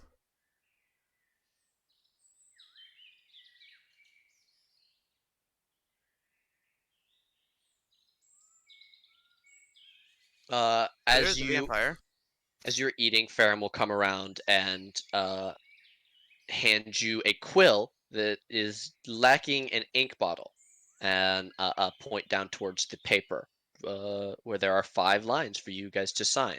This document states in fairly clear language, this isn't like a devil contract where they're trying to trip I you was up, about to say. that no, yeah, the blue cloaks will not sell or distribute any information about your whereabouts or activities uh, until your departure from the city. Um, and in exchange for a owed favor from the group of you all. You must come when summoned to the best speed that you are able to and perform the task. quickly, cleanly, and to all the requirements that are set to it. Mm. Liking this. Also, very clean penmanship. Excellent Yeah, calligraphy. he'll hand it over to, since Cyrus is the one that made the deal, we'll hand it to Cyrus first and put it on the table. Gives you the quill. But there's no ink bottle. I'll review it real quick, just reading it, and then I'll say your quill doesn't have ink there, buddy. It doesn't need it. It'll come from you. Oh, goody. And I'll sign. Yeah. As you press the nib down, you feel like a sharp pain in the finger that you're in your pointer finger, as a splinter seems to stab into you, and you sign your name in your own blood. And he'll go around the table to everyone. Fada next, then Erlong, I should Edwin. go last. I don't know if the person would rub off on it. He'll nod, and Fada, you would be second. Do you sign? Yeah. It's just like Okay. just no assassination missions, please. You're free to say that. Layla will smile. Edwin is not here, and so doesn't get a say, and is forced to sign. Ferrum will walk over to you, Eddard.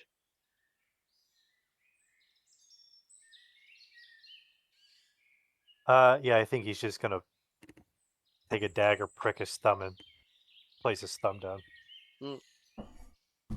You're familiar enough with this that so long as it is your mark, you know that the magic will work.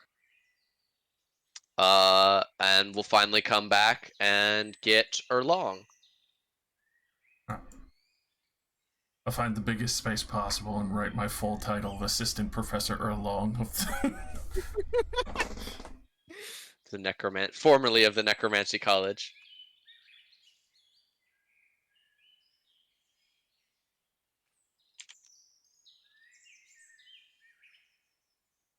All right.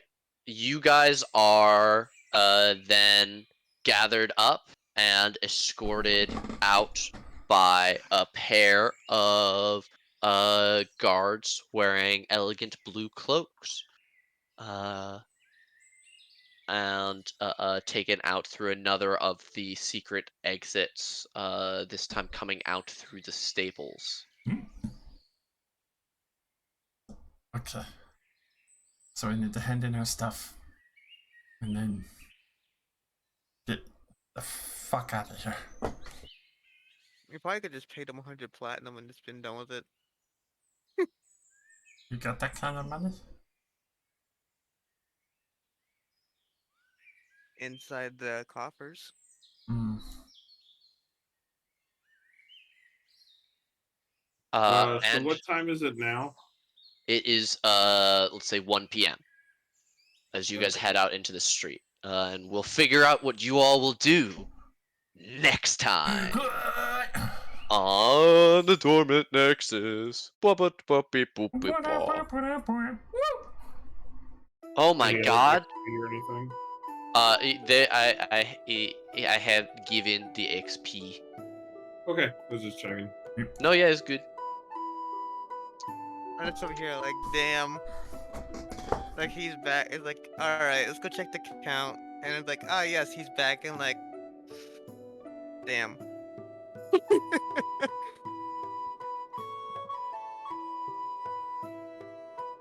Sounds like you guys are having ex-boyfriend troubles. just a little bit.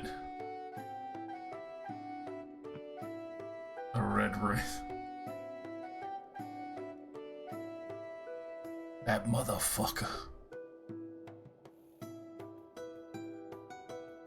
Back of my mind, it's just I should have started that.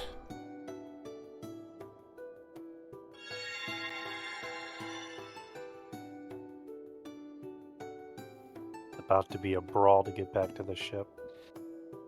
Probably. I still need to go to the market. God damn it. We still need to get our reward from the blacksmith. And you spent a bunch of spells practicing. About level 1 slots, yeah. Should we cook and book? Hey, now. Would the cart ride count as a short rest? Yeah, I'll allow it. Excellent. Then I have all my spell slots. Cool.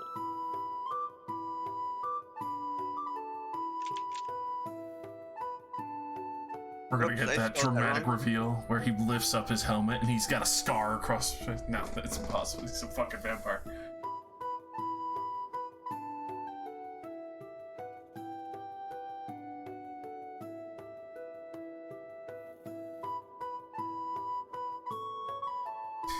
My biggest fucking concern is getting to the market and getting my fucking money for my coffer.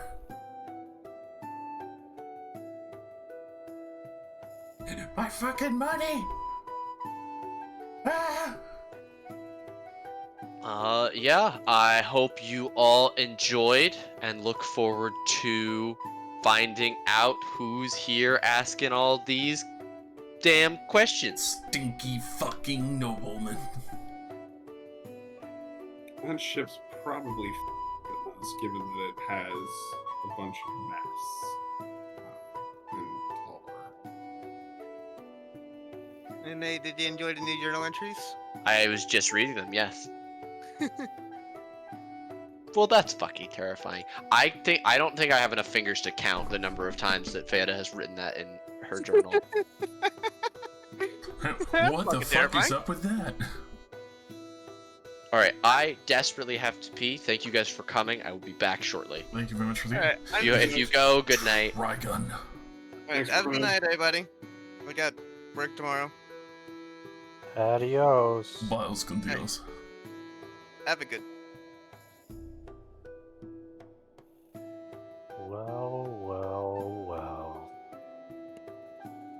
Look who it is. Give me but a moment, friend. For those who are still watching, I bid you good morning, good evening, good afternoon, good night. Sweet dreams to those who are going to bed. Have a nice day to those who are continuing. And long bed, I hope you have an especially nice day. Hope everything is going to be a good evening, and I hope you have a wonderful night. Bye-bye!